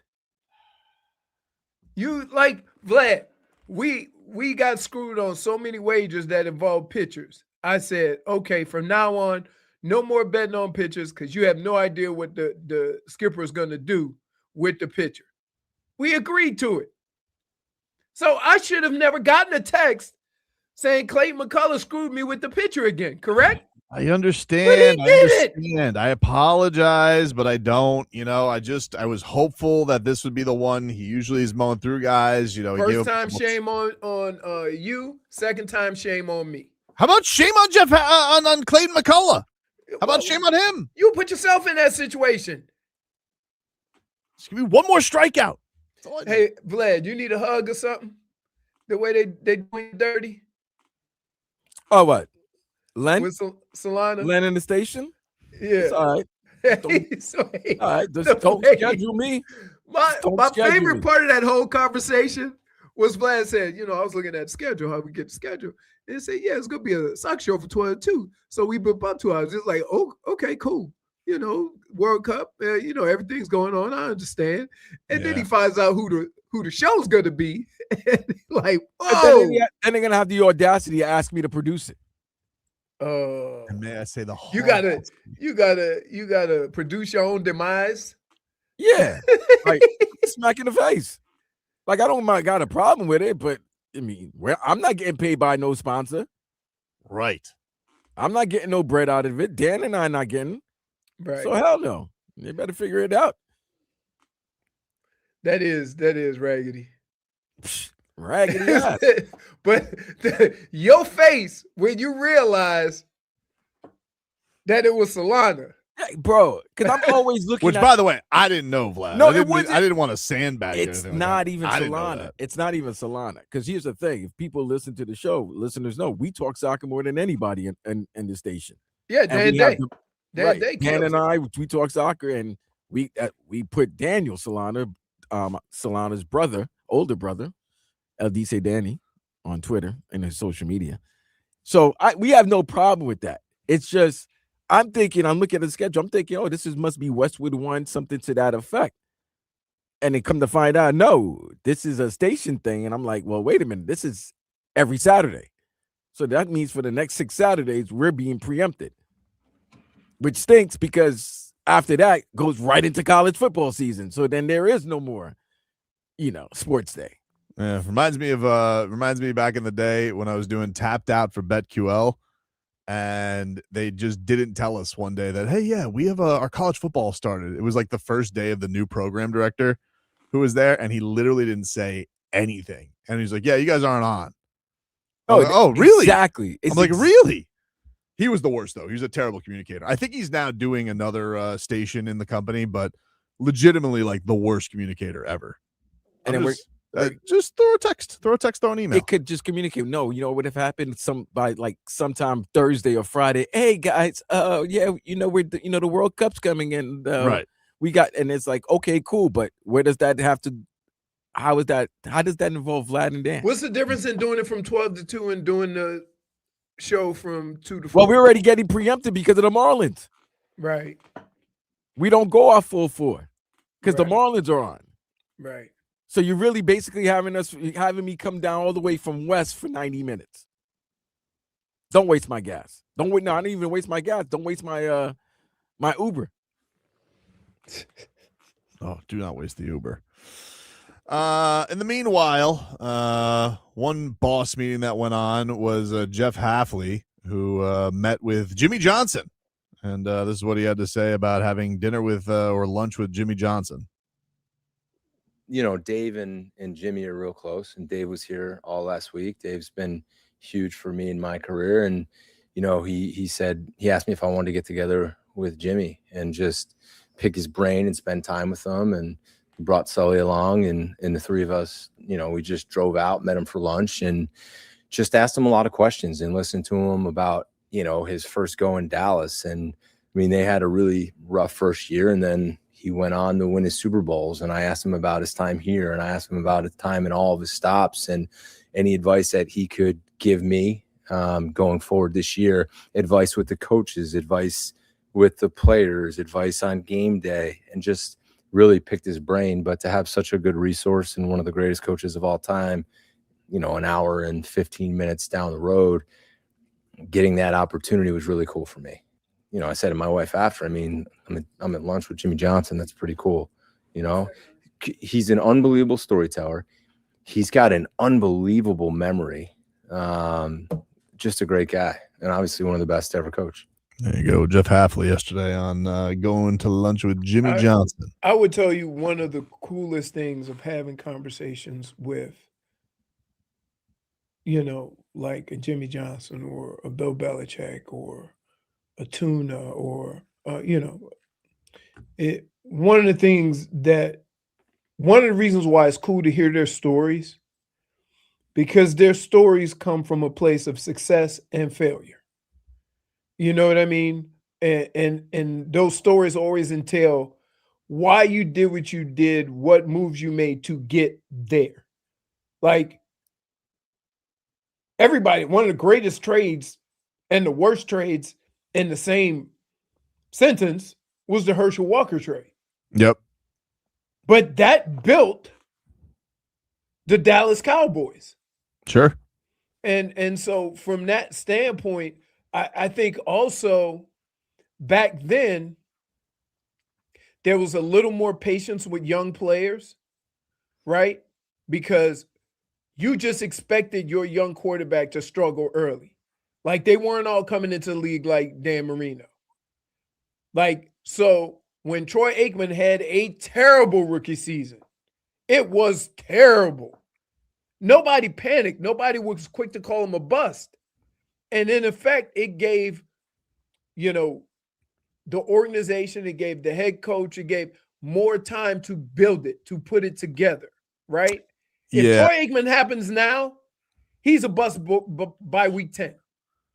Yeah, probably. I think the thing that's going to be interesting is what it means for Malik, right? Because it's, you know, people look at him and be like, well, you guys knew the guy. How much are you, what is the fair expectation? Because the guy doesn't really seem on paper right now like he's got a lot of weapons to throw to. We'll see what the rookies end up being. Malik Washington has shown some flashes, but it doesn't seem like he's going out there with an allotment. He's got Devon Achane and the yoga instructor.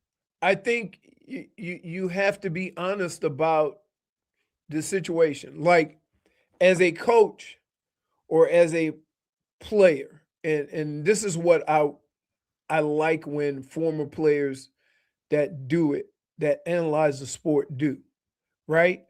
We can determine what part of a play breaks down because a quarterback is not reading the defense right. He's being squirrely in the backfield. He's being too quick to run versus there's nobody open, right? Whereas a lot of people just look at the numbers and don't care about why. Yeah, but he can't stink. Like no. Like, I'm not saying no, but again, after like a couple of weeks, I'll be able to tell you, right, where the reality of what's going on. Or he's not looking in the right place. He's too quick to run. And then we can have that conversation.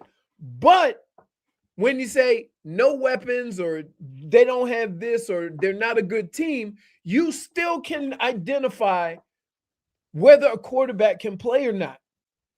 And that's the part that we get lost in. We get lost in the numbers or the wins or the losses you can tell even if a team's not winning, if a quarterback is doing the things he needs to do to be successful. Yeah, I just think that it's a reflection on the guy making the decision, right? Like that's if it doesn't work out, if he struggles and he's not good because he's not good, not because of the situation, and we identified that, then that conversation doesn't go to Malik. No, that conversation goes to Hafley and Sullivan. Right. Because, it's almost like you bring him into the family and he's no good. We got to cut your hand off. Right? Whoa. Yeah. That's what the mob does. If you vouch for somebody and you bring him into the family and it doesn't work, we don't go after him. We go after you for bringing him into the family. Like Russian mob? Like which? No. I thought like the Italian mob leaves the horse head. Like I didn't know that. No. I thought that was more their thing than cutting the hand. No. I'm telling you. So that's what you don't remember the mob movie? You bring him into the family. Yeah, you're responsible. Right. So in a way, and I'm gonna say this carefully. Whatever happens, success or failure, is going to be more of an indictment of Hafley and Sullivan than it will be Malik. Well, give us a forecast, Leroy. Give us a weather update brought to you by Tornado Roofing and Contracting. Helping keep your home and family safe when the storm rolls in. Visit tornadoroofing.com for your free roof and window estimate.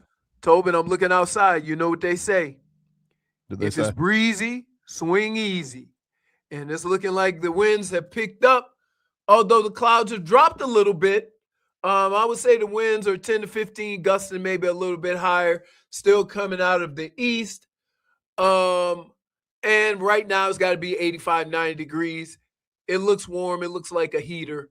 Again, always look for that passing storm this time of year. It's a golfer, ladies and gentlemen.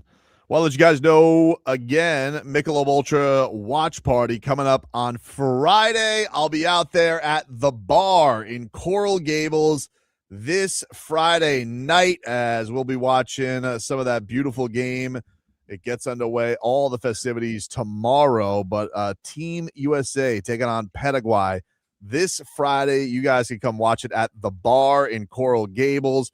Michelob Ultra is going to be out there. Tons of swag giveaways from the station, from Ultra. And the big prize, our friends at Michelob Ultra are giving you a chance to win a pair of tickets to an upcoming World Soccer match of the highest order. Can't say, I can't, use the official name, but you guys can put two and two together. So, you're smart.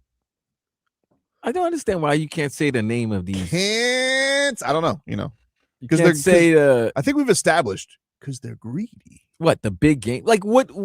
It's called the Super Bowl. Why can't you say the Super Bowl? I don't know. Everybody's terrified, Vlad. Everybody's terrified. It's called the Cup of the World. Actually, it's not called that. But what? Not when I'm doing a read. It's not. Take it away. World Cup can't. It has here. Nope. Vlad. Unless it's an official sponsor. Here's what it has to do with. They don't want nobody advertising without giving them their money. That's right. That's what it has to do with. Right. Like, we could talk about it. We can say it, but we can't put it in reads. We can't say that's, and you know what? If I ran the World Cup, if I ran the Super Bowl, I'd be the same damn way. No free advertising. Very strict on it. Very strict on it. Okay, time in. Michelob Ultra watch party coming up. Enjoying it. We'll see you guys Friday night at the bar in Coral Gables, and we'll have those tickets to give away courtesy of our friends at Michelob Ultra. What time you showing up, Tobes? I think 7. 7 is when they. Are you coming here live to do the show? Or you? Yeah, I'm not gonna drive and then drive down. No, I'm gonna hang out down here. No. Figure it out. I'll hobnob around. There's no hobnobbery here. Nobody's here on Friday. I'll figure things out, dude. I'll figure things out. I'll find something. It's gonna work out again. I can say this. Since I've been doing the show with Tobin, Tobin has spent more time, an hour and a half away from his house than any human being I've ever seen. Nah, bro. When he was working, when he go to the games, when you had the preview show you were on. Mm-hmm. And then we started doing the show, and he go work out in between shows. Yep. Like, yeah, man.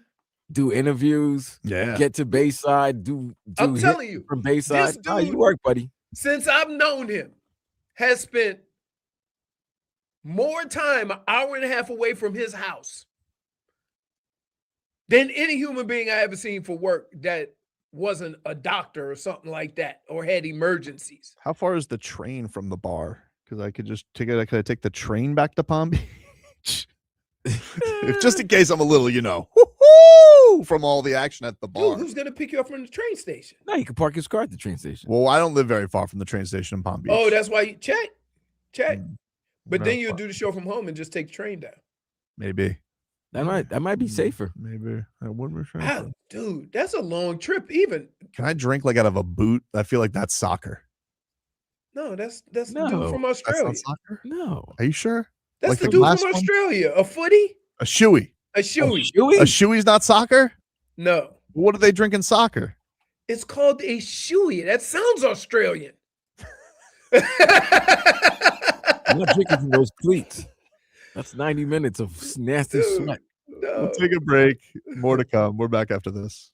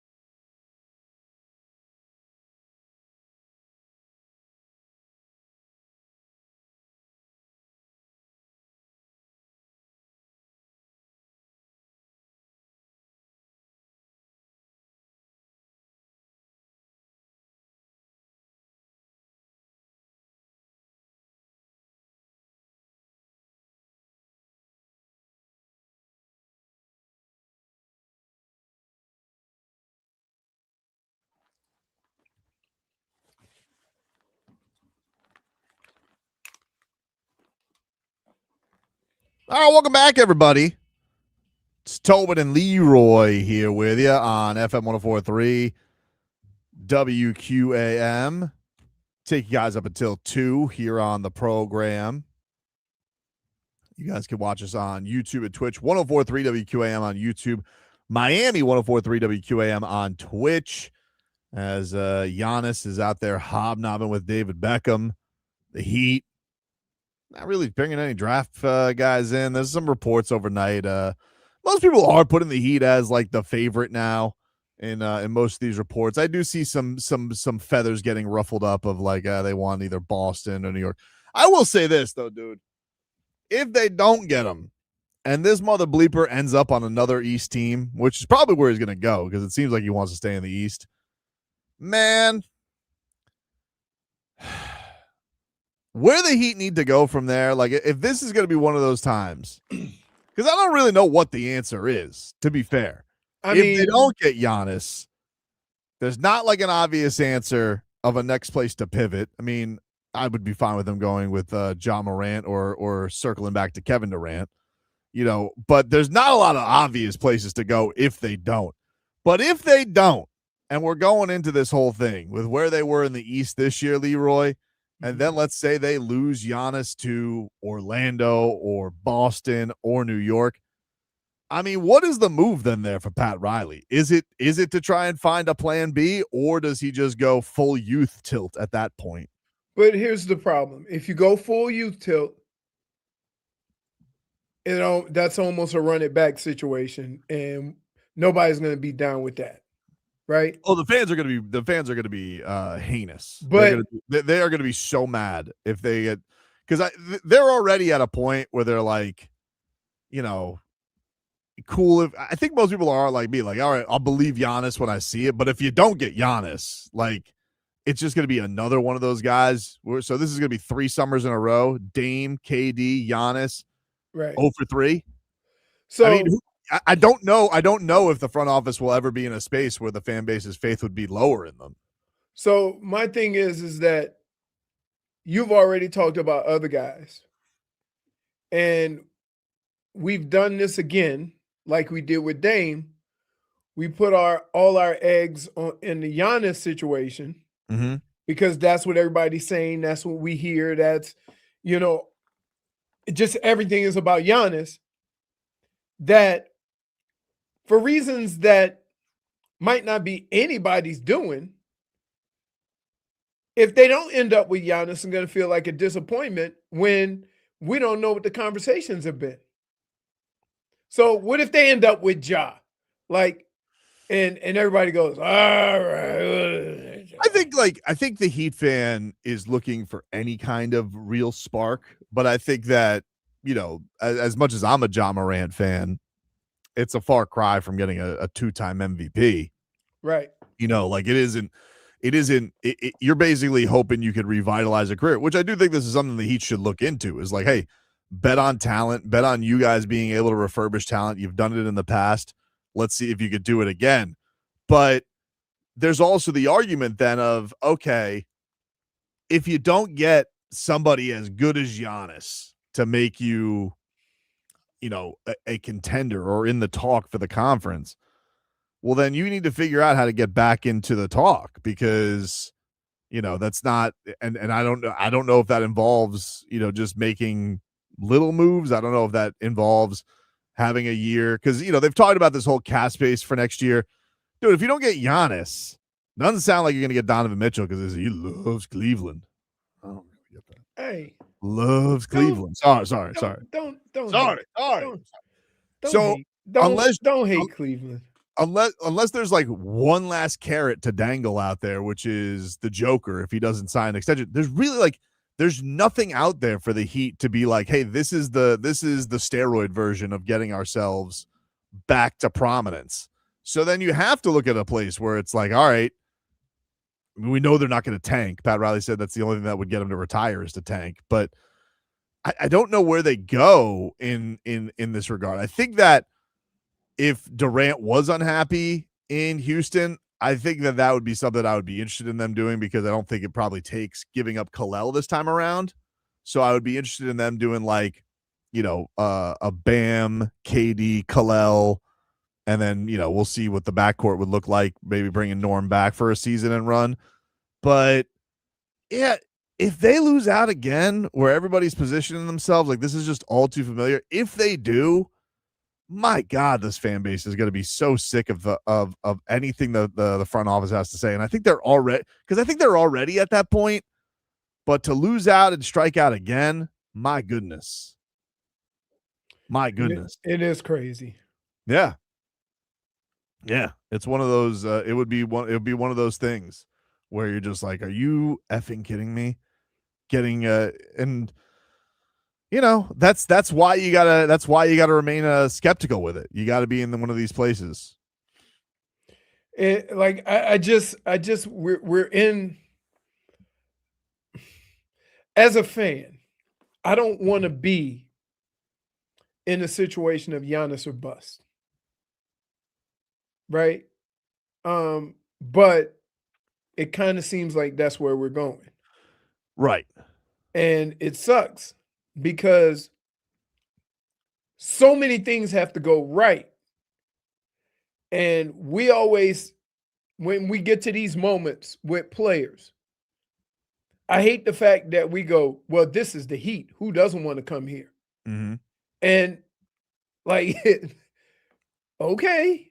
Right. And you're not in a position where these are free agent decisions. These are trades. Right. And so who's to say who somebody could come and offer something more and you didn't get the guy because you didn't have enough to offer. Yeah. And not that you would have ever had enough to offer. But in past years, the Heat have tried that. I think, even in the Dame thing, they got a lot of the fans be like, oh, this was Joe Cronin's fault. Like, if you go into a situation where you've gone from a finals team to first round exit, not making the playoffs, and then again you miss out on the whale, I don't know if the reputation that they've had, and they've built up a lot of deserved credibility. All right, it's a great organization. They've had a ton of success, but just the trajectory and the morale, it's going the wrong way, dude. Right, it's going the wrong way. So, and Vlad, I've done this. Okay.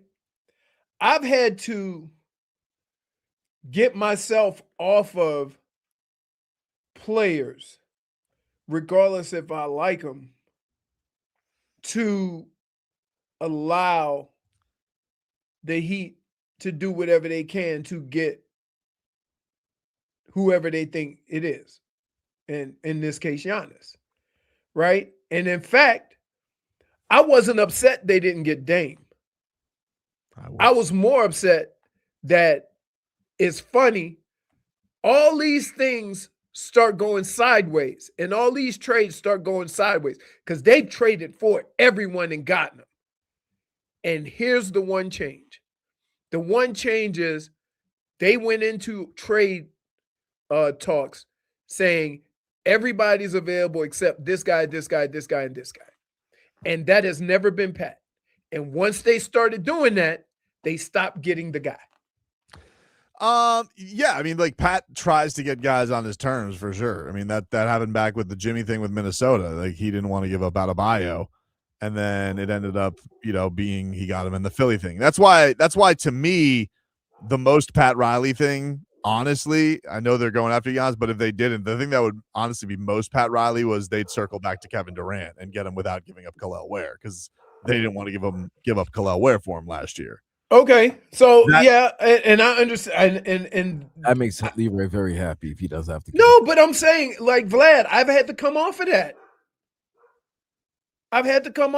Like, if it means, like, I don't. Pat Riley's never been the guy that a player would hold him back from getting a superstar. Now, there may be other circumstances that, wait, hold on. I'm not trading a 5 or 6 year guy for a 1 or 2 year guy, right? I trade a 5 or 6 year guy for a 3 year guy, right? Mm-hmm. But not a 1 or 2 year guy. And so from that standpoint, we are looking at all these different situations. I'm just looking at this whole Giannis thing and thinking, man, there's so many teams that have so much more. Right. We traded Glenn Rice for Zoe. Yeah, I think it's just the question of when you're in talks of this and you're an organization, you're giving up somebody as good as Giannis, what can you sell to your fan base? And I think that the Heat are in a decent spot because I think they got a little bit of everything. But I do think that I don't think that their package is untrumpable. Like, I think if somebody comes in there with a better player and that's just the headliner is like, hey, you get Boncaro, you get Jalen Johnson, you get Şengün, you get one good all-star that you could either build up or flip again. So why don't we kick the tires on those guys? I mean, you could, but look who they're trading him for. They're trading him for Giannis. You know what I mean? No, I got you, but I'm saying if it doesn't work out and Giannis goes somewhere else and those other guys are available. Oh, I'll tell you who I don't want is the Sabonis. I saw that the Hornets are kicking tires on Sabonis. And let me just tell you, I'd gladly welcome Sabonis' ass back to the division because I am sick of his ass, all right? All of a sudden, Mr. Everything, Mr. Analytics. Everybody loves Sabonis this and Sabonis that. Well, look at you now, dude. The Kings traded you away for a bag of donuts. Sabonis. I mean, it's the Sacramento Kings. That's fair. Usually things go better for you when you leave there. But right now, this is just a team petty on Sabonis. I don't like his face, and I don't like his hair. Oh, I hate that hair. You wouldn't say that if his daddy was there. His dad's very scary. Yeah, it's not your Vitas or my Vitas. It's our Vitas. We'll take a break. Coming up, Rats Off a Ship is next.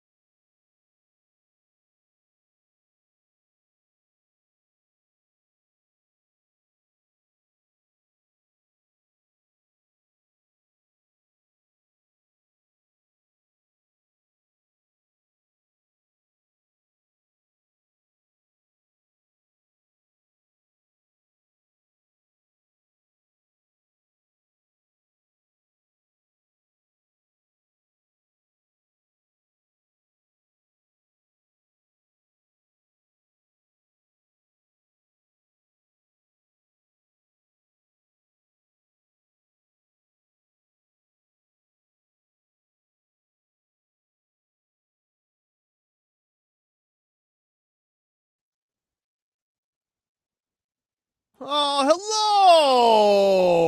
hello, Jennifer. Hello. That's a nice remix you got there. Thank you. How are you? I'm fine. How are you? I mean, I'll be a lot better when we get to Rats Off a Ship. What do we got? True. Well, you guys do know The Pivot, correct? Yep. Yes, it is hosted by Channing Crowder, Fred Taylor, and Ryan Clark. One of our own. Well, on The Pivot, Trae Young said, "Do not be surprised if the Wizards are the 1 seed next year." Okay, dude. Listen. Bless his heart. Why? Like, again, I mean, I couldn't be I more would be Rats Off a Ship. stunned. I would be shocked. Can they get to Play-in-Ville first? Rats off a ships. You know, like just Play-in-Ville. You gave up 83 points to Bam Adebayo this year, guys. Like, I think you need to take some steps. 1 seed? No. Rats off a ship. Leroy? Rats off a ship. I was rats off a ship when he said Washington Wizards. Rats off a ship. Like, whatever information came after that involved winning, rats off a ship. Crazy. Jennifer? I laughed when I read it, so absolutely not. Rats off a ship. Rats off a ship. And also, Tobin, you were entertaining him coming to the Heat, so I was, and I wouldn't even said that he would be the 1 seed with him here. rats off a ship. Man, Vlad? Guess the receding hairline is affecting his brain. So yeah, he a little bit young for that, huh? I don't know, man. There's a lot of spaces on top, so clearly it's affected his brain. Don't be surprised. No, I'd be quite surprised. I'll be flabbergasted. I'll be shocked. He's 27. Receding hairline. He looks like you know what he looks like? He looks like what were they called? Were they trolls? Is that what they called? Those were trolls. Right, they were trolls, right? Those little short things with, the hair. Yeah, trolls. He looks like a troll. Number 2, Jennifer. Eminem is introducing banana nut bread. I don't know why I said it that way. Banana bread flavor, yeah. A banana Eminem? It's a big word for me, dog. They've already had something similar to that. Yeah. Of course Leroy would know. They did? Yeah. Yeah, they tried a whole bunch of different they had banana bread filled one before. You see? Yeah.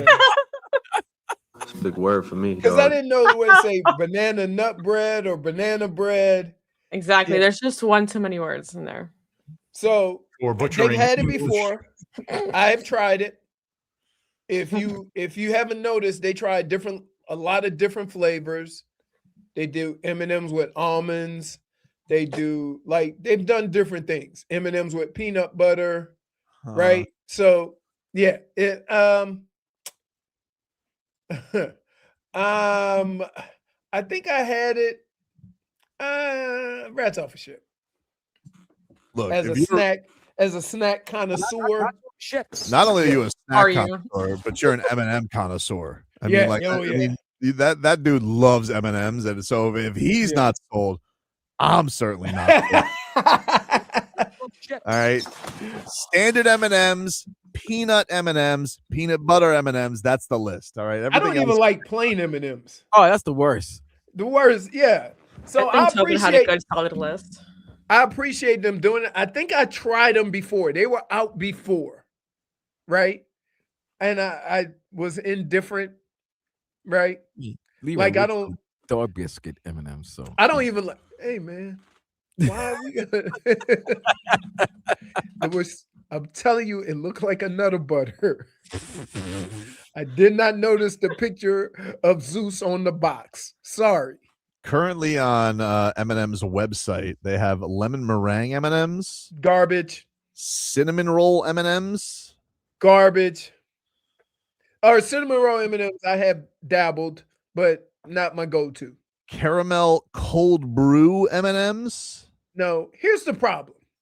Some of these sound like you could kick the tires on them, but when they've been sitting in the store and get hot, I'm more than sure that's not the flavor they What about pretzel M&Ms?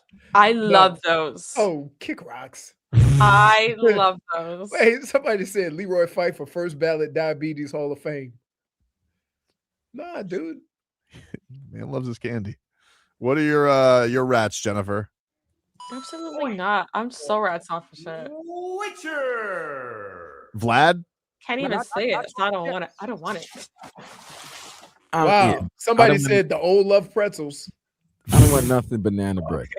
You don't like banana bread? I like banana bread, but I don't like banana bread in my candy.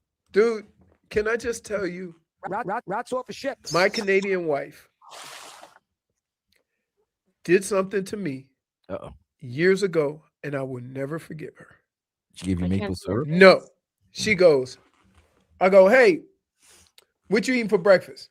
I made some banana bread. Really? Hold on. Yeah, there's more. She cut slices of banana and put them on top of toast. No. Well, that's literally banana bread. I'm like, you ain't stop messing with my emotions like this. -1. Yes. Like, right, Tobin. That's crazy. Tobin. Wait, was it a joke or she actually like? No, we meant eat to it all do the that? time and calls it banana bread.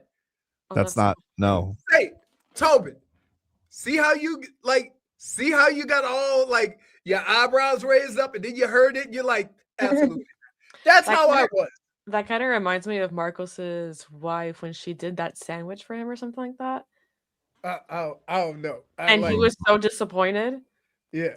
I'm like, oh my goodness. I'm like, I said, you know, I like eating, right? You know, I like snacks. You can't be messing with me like that. Telling your wife, you know I like eating. It's funny. Yeah. Huh? What is number Somebody 3, said Jennifer? Big Spoon got bits too. No, she still does it. She calls it banana bread. Now I just keep it moving. It's a continuous bit, just like Tobin's. Love the bits. What's number 3, Jennifer? So the royal wedding. I mean, Travis Kelce and Taylor Swift. Did you say royal wedding? They're treating it like that. Exactly, and Yeah, I'll tell when you you why. said royal wedding, I'm like, who from the British royalty is getting married? Well, let me tell you why, though. They're apparently renting out MSG for their wedding, Hey, you know what? costing them $3 million to rent. Jeez. MSG. You have that many Nobody friends? want to see them getting married in the circle. Look, I think that's kind Right? of weird for a wedding. Did the guy go sit in the middle and hold up the rings? I'm sure that Taylor Swift. Like, I no, don't I want to be if I'm married, if I'm getting married, I want to be as far away from sports as possible. Want to be in the French Riviera or something like that. She is marrying a tight end, so she's not away from sports. Even more so. An arena for a wedding just throws me off. Like, all respect Like, to what, both they of selling them, seats? but that's People just got to weird. pay for parking. Hold on, all right. You know what? I'm not a fan of this. You just performed there. How But- you gonna get married where you perform? Why not? That's like, wait, She that's sold like that her getting place out many times. She can That's sell like it her out getting with her married wedding. in midfield at Kansas City's field. Do you feel like if you're invited to the Swift wedding, but you're a musician, are you expected to also perform? Hell no, I'm not performing. No. Unless asked What by if she? her. Yeah, she asks. If she asked Hey, me, yes. Well, yeah, of course. How I'm gonna be suited and booted and sitting in a seat at MSG? I mean, you can. Dade South says, "Is there a theater at the MSG?" There There is. is a There is the theater. theater that they Yeah. do the smaller boxing matches. I think that Oh, really? she has the MSG. I think she has the big kahuna. Like, I think she has the MSG. Smeetha said, "Get married under a 1995 Atlantic Division Championship banner." Or it could be 2026 NBA championship. Either or. It could be. Oh yeah, she got dumb money. She could turn MSG into a wedding paradise. It's still MSG though. Yeah, wait a minute. Time out. Hold on. Now I got a rep from New York. Hold on. She can't get married at the cathedral. I don't know. Is she Catholic? I don't know. There's a famous church right now, not too far from Madison Square Well, Garden. I think it's got to be the amount of people. I think she's St. Patrick's Cathedral. I thought she was going to get married by her house in Rhode Island or something. Maybe like that. she's so like Go Taylor. to Hannahsport. whenever you see Taylor Swift at these award shows, she seems very friendly with all the famous. And I think that maybe she just wants to be in a place where she doesn't cut off any of the famous. I don't know. Why do you gotta say it like that? The famous. No. When That's she, what they she are. is right. He is right. At the award show, she's like the biggest fan of she's- everybody. I mean, of course she is, because she's a nice person. She guys. is maybe nice. she doesn't- I would say that She's friendly. She's for a a star- hobnobber. for a star as big as she is well liked by everyone. SDI says if it was at the Kaseya Center, Riley would put up a banner saying Taylor Swift and Travis Kelce's first wedding was here. Hey, listen, there was a time he probably would. It would just be a banner that says Tay-Tay. Tay-Tay. Just Tay-Tay. Somebody says it's going to be live streamed on Netflix for $1 billion. Oh, dude. Would you want that, though? Like, I mean. Yes, the JFigs of the I'd world. want to would. see it, to be honest. See? JFig would get up at just 3 o'clock in the morning. You watch think it. live stream? No. You know what? I can catch it later on when I'm awake. With 3:35. Well, you think they live stream it, or you think they run it back as like a doc? You think they do? Hey, you think they do? I don't Chuck, think she would Shaq, do and that. Ernie pregame. What'd you say, Chuck? It's been a long time coming. Could you imagine, like, the CBS plays the music? Well, it'll probably Or be ABC? E. It'll probably be E or Access Hollywood. The One guy- of those or Extra. They doing go. that. They go down to Chuck for his. As soon as Kelce, they pan to Kelce. That's a pretty man. You was talking about Brady. Oh man, Brady. All right, we'll take a break. Final hour coming up. Back after this.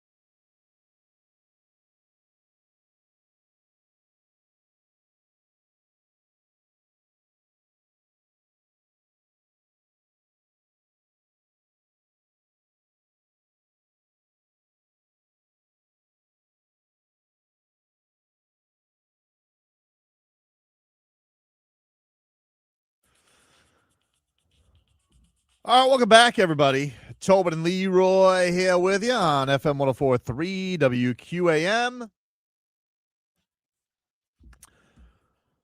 Coming up on Friday at the bar in Coral Gables. Come join me. I'm going to be out there with a Michelob Ultra watch party as we're going to be watching USA versus Paraguay as the biggest soccer tournament in the world is underway starting tomorrow. And the Stars and Stripes will be in action on Friday, and we can watch it all together at the bar in Coral Gables with a Michelob Ultra watch party. Our friends at Michelob Ultra going to be giving away a lot of swag. The station will be there giving away some swag. And our big prize, giving away a pair of tickets to an upcoming World Soccer match over at Miami Stadium right there, the one with the canopy, all the big events. So come and join myself and Michelob Ultra. We'll have a great time. We'll enjoy some of the beautiful game together, and we will root on Team USA together. Look forward to seeing you guys Friday night at the bar in Coral Gables. Meanwhile, I'll give you a little weather update here, which is brought to you by Tornado Roofing and Contracting, helping homeowners stay safe this storm season. Visit tornadoroofing.com for a free roof and window estimate. Currently in Miami, 86 degrees and cloudy. Wind gusts up to 16 miles per hour. The rain predicament seems like it's blown away for a little bit, so that's good. That's good. We don't have to worry about that. As far as the headlines are concerned, brought to you by Doral Hyundai. In Miami, we go to the beach for a little solcito, and when we want a low price, you save with your Pricito. Save now with your Pricito at Doral Hyundai. The Marlins are going to be back in action tonight, 6:40 against the Arizona Diamondbacks. Fish are rolling right now, playing some great baseball. I was trying to see right now, Leroy, on the Hard Rock app, if I could bet Joe Mack throwing out a base runner. I would like that to be a prop, but I don't think that they do that. I don't think you can bet caught stealings, but you should be able to. So if the Hard Rock wants to hear me out on that, I would like just a little taste on Joe Mack being able to throw out runners. I think that would be fun. You think they'll do that for me? No. Your other one might. What's my other one? The one you advertised for. Kelce? Yeah, Kelce might. Let me see. If not, I bet I could ask him to. Hey, Kelce, let's get it together. Joe Mack. Nah, nothing on him. I've never seen that as a wager. Being able to throw out a runner? It should be, right? You should. Why can't I bet on that? Because that's usually like Steven Strom's, like his Steve guarantees. Steve guarantees. Yeah. The other day he had Mac throwing out 2 raised runners. Dude, he's so good at it. It's ridiculous. He's already thrown out 10 runners this year. You know, there should be another prop bet. Catchers being able to overturn a call, the ABS. There's certain catchers who are really good at overturning the balls and strikes. Yep. That was the one thing that what's his name did good. Gus. He was good at it. Really good at that. And Mac's gotten better at it after he had a tough start to the he had a tough start. I think he was nervous, but now he's gotten very good at it too. But he's been awesome. All right. So I can't go. Should I go Joe Mack? He just had 4 hits. I'm getting another hit. I don't know if I'm getting greedy there. You're always greedy. I am always greedy when it comes to these props. Joe Mack getting 2 hits. Parlay that with Kyle Stowers RBI. Not bad. Plus 1,200. Maybe. I have to think about this one for a little bit, Jennifer. Not quite Still sure. got greedy, man. Yeah, it's really hard for me. I always can't avoid that third leg of the parlay that wants to just really throw it over the top. And then somehow Clayton McCullough always just snatches it away. But I don't feel like betting on Joe Mack after a 4-hit game with more 2-hit games. It doesn't seem prudent. I mean, what is he, Johnny Bench? It's a lot of hits. It's a lot of hits for a couple of days in a row. That's all I'm saying. But if you start betting that after 2 or 3 of those, aren't you like taking more of a risk now? Like who has The only Two hits person, or the only multiple person, hits that many times in a row. the only person it's not a risk for is Otto Lopez. Everybody Oh else, my goodness, yeah. he seems like he gets 2 hits every game. But yes, everybody else, it's a little bit squeamish on that you have to be careful about it for sure. There's no doubt about that. In the meanwhile, NBA Finals tonight, Knicks and Spurs. Your line tonight, according to Hard Rock, is the Knicks 2.5-point favorites tonight, Leroy. All right. 2.5-point favorites. Your player props, Wembanyama, 27.5. Jalen Brunson, 27.5. Karl Anthony Towns, 17.5. Are we going to see the Towns we saw last game, or the first 10, 15 games of the series? I don't know. Like he's the swing, right? Like Not the series, but the playoffs. He comes out and he lights it up from 3 and gets it going. Yeah, but the hit, I think San Antonio is going to do this. They say if we cut the head off the snake, nobody else could eat, right? So we're going to tag Brunson.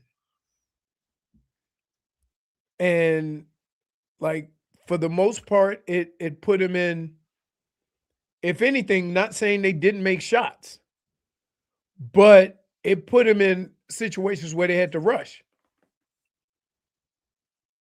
18 points for a cat seems pretty low. Low. That's what he averages. I feel like he could have a night where he's hitting 4 threes easy. Just on a night. I like Cat for 17.5, over 17. Yeah, I feel like that's doable. Wembanyama 20. I mean, look, it's a lot of points. He's very tall, but it's you're kind of sweating it. Like I feel like the swing's going to be it's either Cat or Harper, whichever one has like the bigger game. Boom. That's who comes out on top. That Harper's a demon, dude. He's so good. Oh my goodness. Wait till you have Lithuanian Dylan Harper next year with Kasper Jakachonas. Telling you, dude. You guys ain't ready. You guys ain't ready for the Lithuanian lizard. You're not ready. A great time will be had by all. Lithuanian lizard. It's going to be awkward for Spo because Spo is the coach of Team USA, but he's going to have a Lithuanian point guard, all right, a Greek freak. He's going to have Maple Jordan, and then bam, that's it. Like that's the team. Get you and Nico, if they can get along, kumbaya. You think the group text between, I guess it's not even a group text, just the text chain between Kalel and Nico on Eric Spoelstra? Do you think it's just like nonstop Spo memes between the two of them? No. What? You don't? Oh, really, Jennifer? You don't think that Kalel Ware and Nikola Jovic have a text chain between each other that's just simply dedicated to Spo slander? No. I think I might have to agree with you. I think you're wrong. I think there is a group chat where there is some Spo slander by the team. Oh, man. They got to clean it up this year. And I'll tell you one thing. Speaking of cleaning, for the best dry cleaning in South Florida, you want to use our friends over at A&T Dry Cleaners. The owner's Zara. That's our boy right there, right?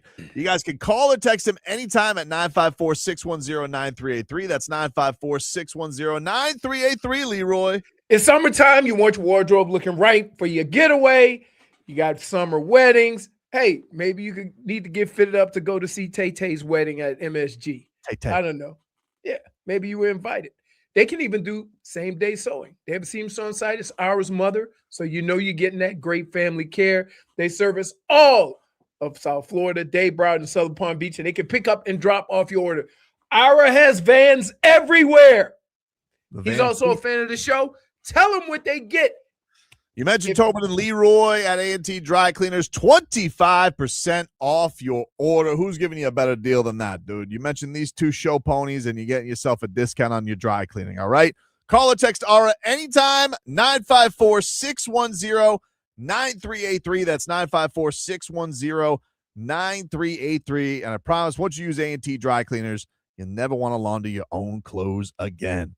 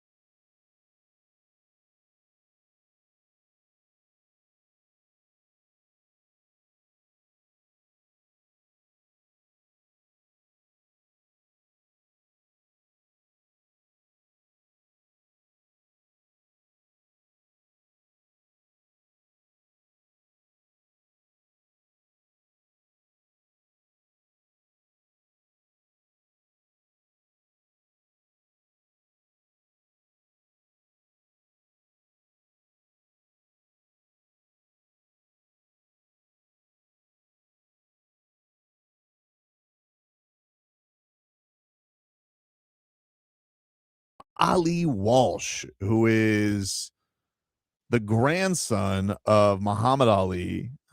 Speak to him. He is battling Zuffa, and he is battling TKO because he does not want them to change the Muhammad Ali Act, named after his grandfather. So we'll talk to him about what he's doing. He had a great speech in front of Congress. That's coming up here in about 10 minutes. We'll speak to him. And looking forward to having him on the show. I saw this yesterday. I was genuine. I'm not stunned by a lot of things in today's world, but locally, this was one that I was like, whoa. And that was the news yesterday when longtime Sun-Sentinel columnist Dave Hyde tweeted out yesterday that he had been laid off from the Sun-Sentinel. I honestly thought he was hacked. I looked at it and I was like, nah, come on. Because, you're very, in today's day and age, especially in the media, you never know when things are going to come to an end. But like Dave Hyde and the Sun-Sentinel, that's synonymous. They're together. I think of the Sun-Sentinel, I think of Dave Hyde, and I think of Ira Winderman. Peanut butter and jelly. That's just what I think of. I subscribe to that because I'm reading Dave and I'm reading Ira. And I saw him tweet that out yesterday. I was like, damn. I was pissed. I was surprised. I was like, what are we doing as a media society? This was his tweet yesterday, which is over 1 million views at this point. A lot of outpouring of support for Dave, which was nice to see. But he said, my 36-year run at the Sun-Sentinel is over. Laid off for the first time since I lost my job at the ice rink as a skate guard at 17. Cost-cutting move, then they said. It's a cost-cutting move, then they said, too. I'm a month from 65, so please keep any sympathy for my newspaper friends who didn't make it to the finish line like I have. I'm looking forward to doing some things I've wanted to do before the hall narrows and the light dims, so you might not be completely done with me yet. Thanks to everyone who made it such a fun run. Classy ending, but it was a classy message from him. But man, there's certain people that locally you just associate with local sports. Like when I was in Cleveland, it was Tony Grossi and Mary Kay Cabot, who actually started like my rookie or second year. So that's how long she's been doing it. When we were in Minnesota, Larry Fitzgerald's dad.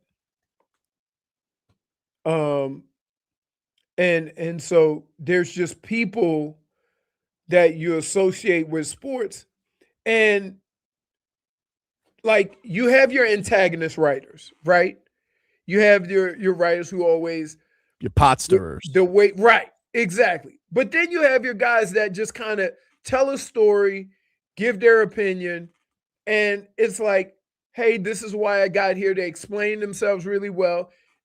And Dave was one of those guys. He was never like, you got information about what was going on and an opinion of why. And I think we are so caught up in having to stir the pot, right? And that sometimes the true art of writing a good story and informing people, of what's going on. Because keep in mind, they used to use this lie when I was playing, that the local beat writer is the go-between between the fans and the players and the media. The players, correct. Yeah, but that wasn't necessarily true. And now that you have social media, right? I think there's certain writers that can get past all that based on how they've written when this wasn't around. And he was one of those guys. Like, you could read Dave Hyde regardless of whether you could get information from a player on Twitter or Instagram. Yeah, he's just always been great about, whatever team it is in town. Like, he's got a great tenor of telling what the story is when it is time, obviously, to give his opinion on that. Yeah, just think of a guy. You know, it's not like Dave's not a guy I know well. We're very cordial acquaintances when he same does here. stuff around here. But I've had conversations with always him. a good dude. Always a good dude. When I have interacted with him, and I've always thought that his work, always admired his work, because I always thought he's just done a really great job. And I just look, when you see something like that, and you see the brand, and you see how many years, and you're just like, damn, dude. If Dave Hyde is getting laid off, and literally anybody could get laid off from anywhere, because like pretty much like that's like the Sun-Sentinel and him, man, like that's together. I mean, that's a crazy thing to see. So look, he's gonna be fine. Like you said, he's at the end of his career, but nobody ever wants to get that news. That news right. sucks. Exactly. Exactly. Because like I always wonder when things like this happen, what are they reading? Right. Like what did they read? And it gets to the point where here's where the world is going to. It doesn't matter if you're good or not. It just matters if we have an interest. Right. Doesn't matter if you're good or not. And also, Right. can we find something cheaper that will not make a difference, rather than just the quality? Like the people that actually make your publication or your station or whatever, you know, quality that people want to tune into. Can we find something cheaper, easier way? And look, I get it. That's the way of business these days. Media everywhere is hanging on by a thread in a lot of areas. But man, that's a tight. That's a tight. It's no longer with the Sun-Sentinel. The thing I hate about businesses like that, and even in our profession, is that companies make mistakes and cost themselves money, and the way they try to recoup that money is cut the talent, right, or cut the salaries, and nobody who's making the decisions that put the company into that position ever have to suffer the consequences, because you can always pass it down. Yep. And it's unfortunate that that's where we are in certain industries, but it is what it is. Crazy. Well, all the best to Dave. I'm sure I love talking shop with him. Yeah, I'm sure you're still going to hear him a bunch. I know Joe talked this morning, but I'm sure you'll hear him a bunch on the mornings here. And you might hear him as soon as tomorrow. Maybe as soon as tomorrow. Yeah, maybe soon. Keep an ear out. But best of luck to Dave, man. He's awesome at what he does and always has been. So best of luck to him. In the meanwhile, what do we have? Is this game live on right now, Vlad? This is live. This is Yankees and Guardians. The Guardians. The Guardians. They were Leroy. Did you have tickets at the Jake or Municipal? I had tickets at Municipal and at the Jake for 2 years. Yeah. I went to most of all the games. I went to a lot of the games when they played the Marlins. Oh, Leroy would definitely go to this game today at 1 p.m. afternoon game. He's definitely get himself a What two countries? I gotta get out to the Marlins, man. I haven't been out. Vlad. You talking about to the Marlins game? Yeah, I gotta get out there, man. Listen, Vlad, no lie. Me and Kenny Lofton had traded season tickets, right? And I probably went to more day games than probably was normal. I used to love getting in and out of the stadium, getting my spot underneath the canopy at Municipal Stadium, right? And being able to just enjoy my popcorn and my adult beverage and watch a baseball game. I even had my little book. I used to, Oh, you one of those guys? Yeah. It was awesome.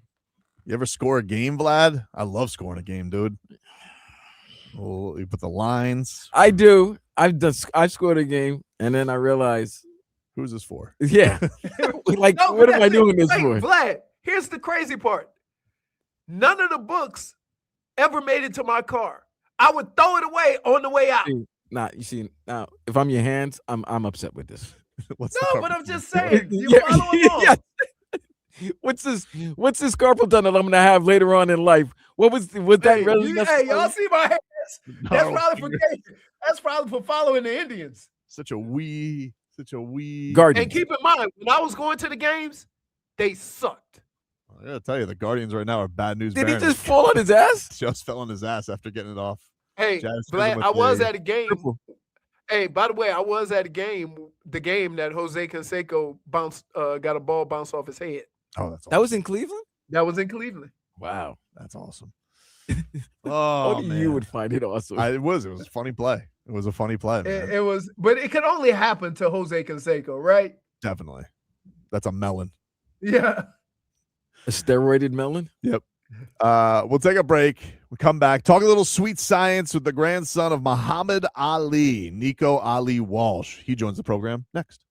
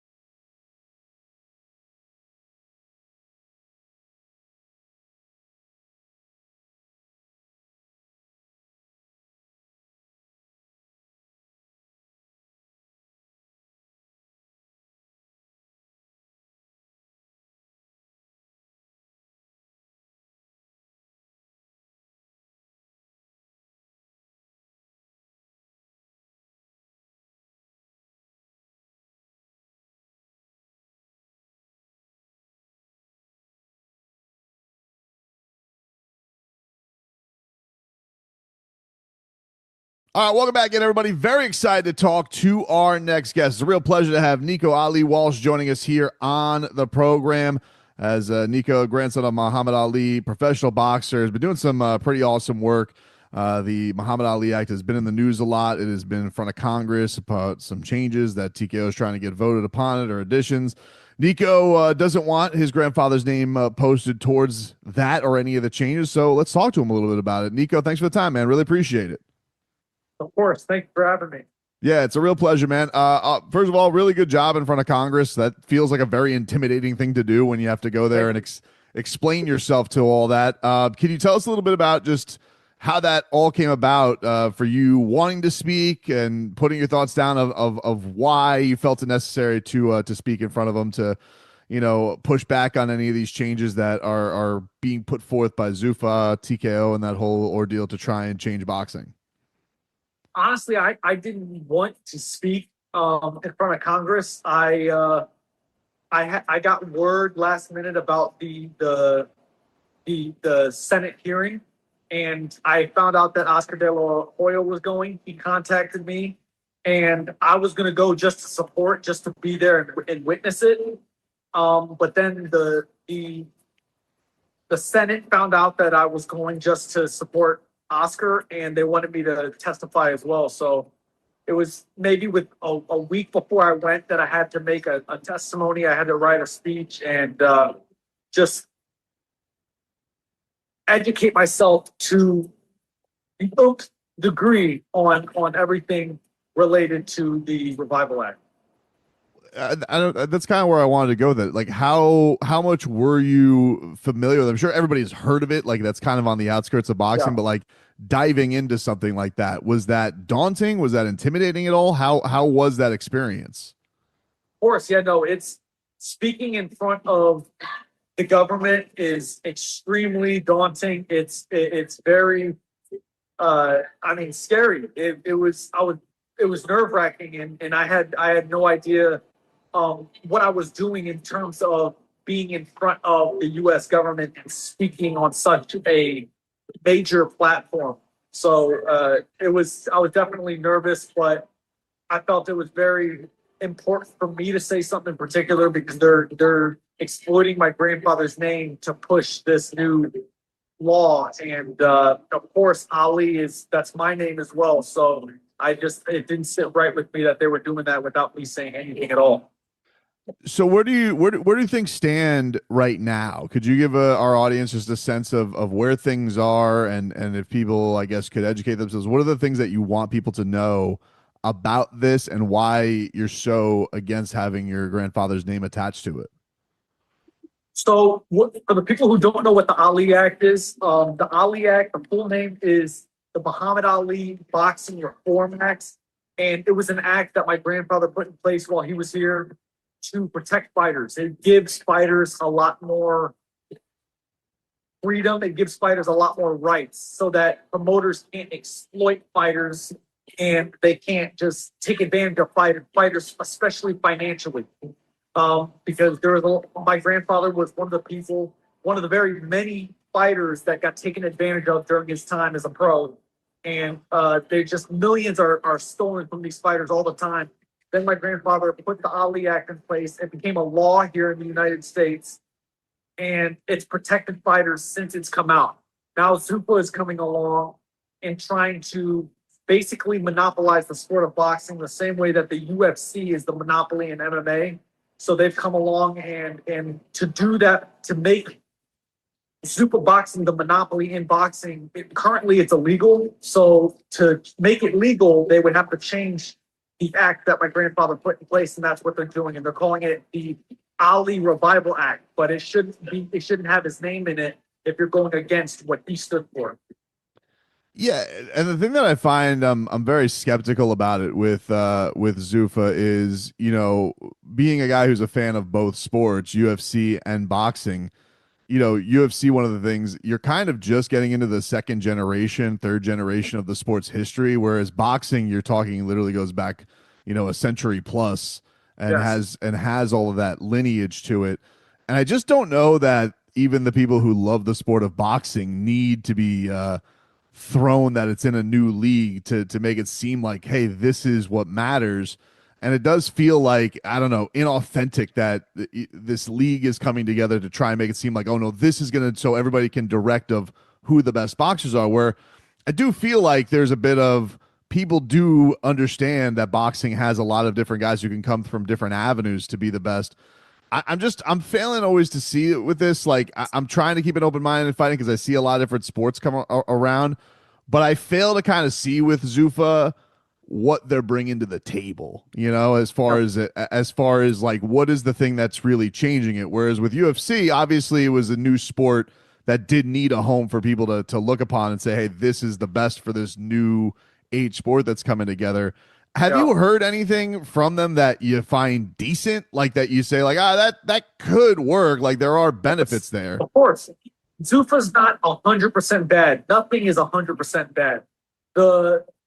They're adding health benefits to fighters. So, you know, for like example, fighters will be covered, say 4 weeks before their fight, they'll be covered with like health insurance for their fight, like during camp, basically. That's great. That's awesome. That's something that could be added into the current Ali Act. That's not something that you would need to change the entire act and then add that at the bottom to make it sound better, because that's what they're doing right now. They're adding the obviously beneficial health benefits. They're adding that and making it seem like what they're doing is for the fighters and for the sport. It's not. The health benefits are just about all that is good that they're trying to change. And you don't need to change the current Ali Act to add health benefits. You can revise the current Ali Act and just add the health benefits. It doesn't require you changing the entire law.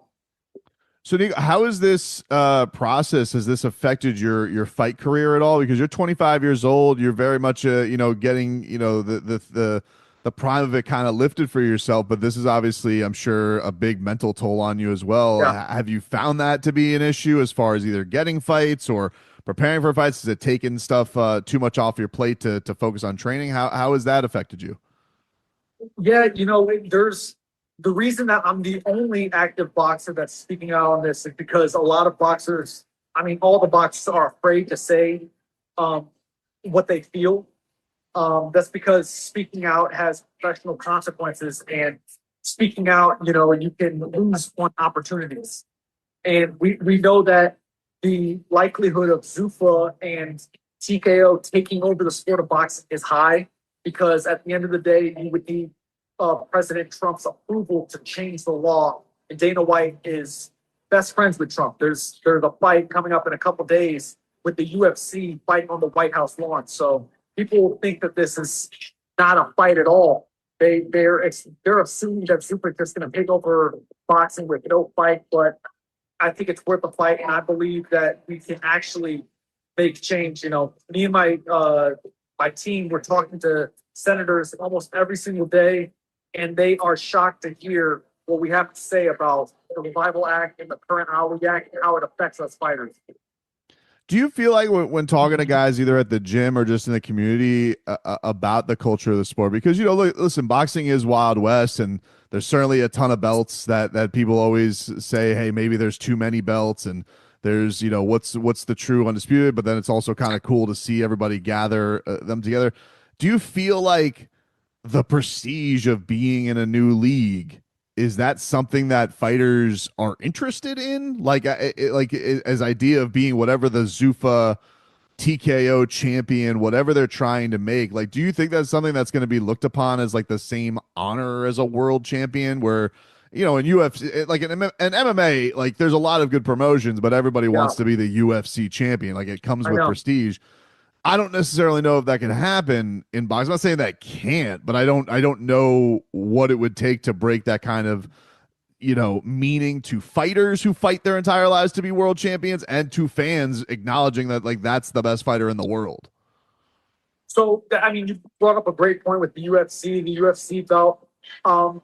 So the biggest thing here is that we know what this system would look like if their Revival Act actually passes. We know what the system looks like because the monopoly is here now.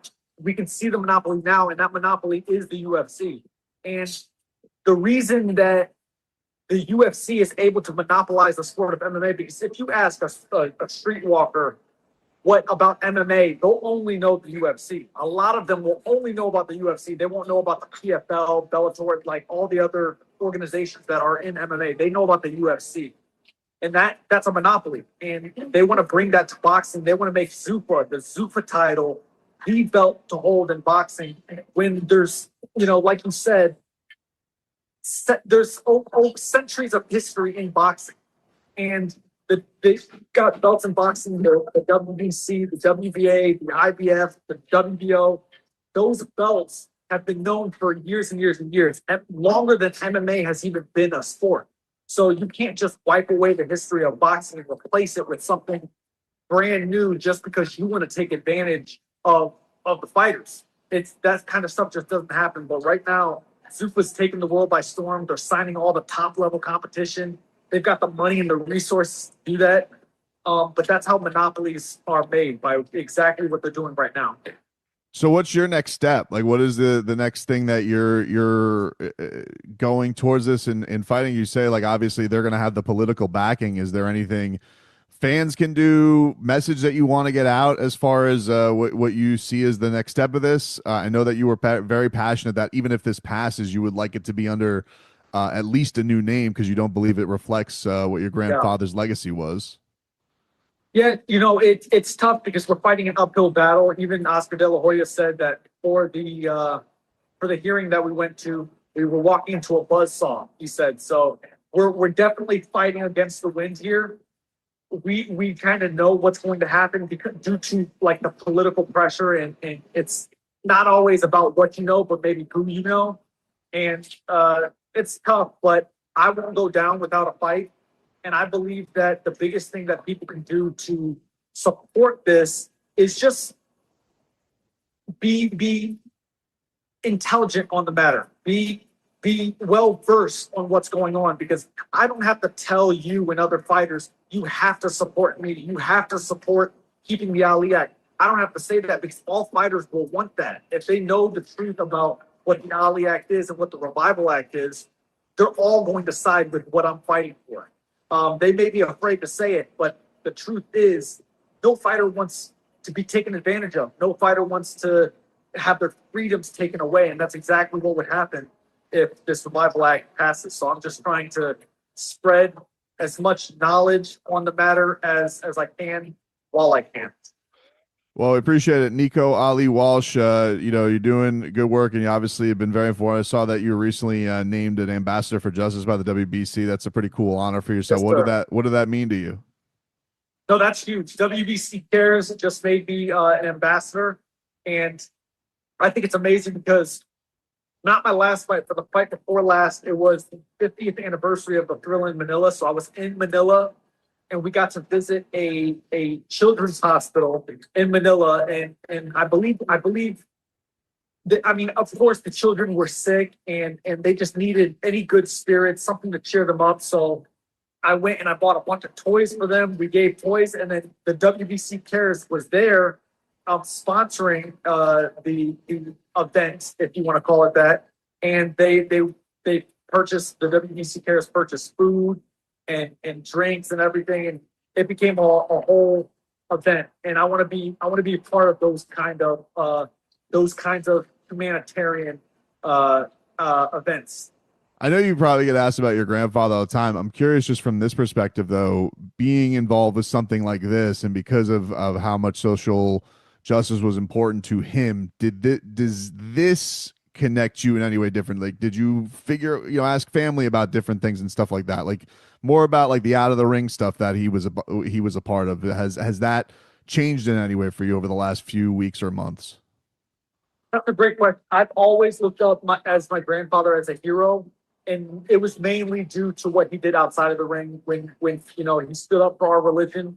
He was a proud Muslim. I'm a proud Muslim, and he just instilled that he gave us dignity, he gave us a voice, and he gave us something to be proud of. So I just want to follow in that footsteps. Of course, I want to be world champion. I want to be as great as he was in the ring. I want to be better than he was in the ring. But it's more important to me to follow in his footsteps outside of the ring, because that I believe is what will matter most at the end of the day.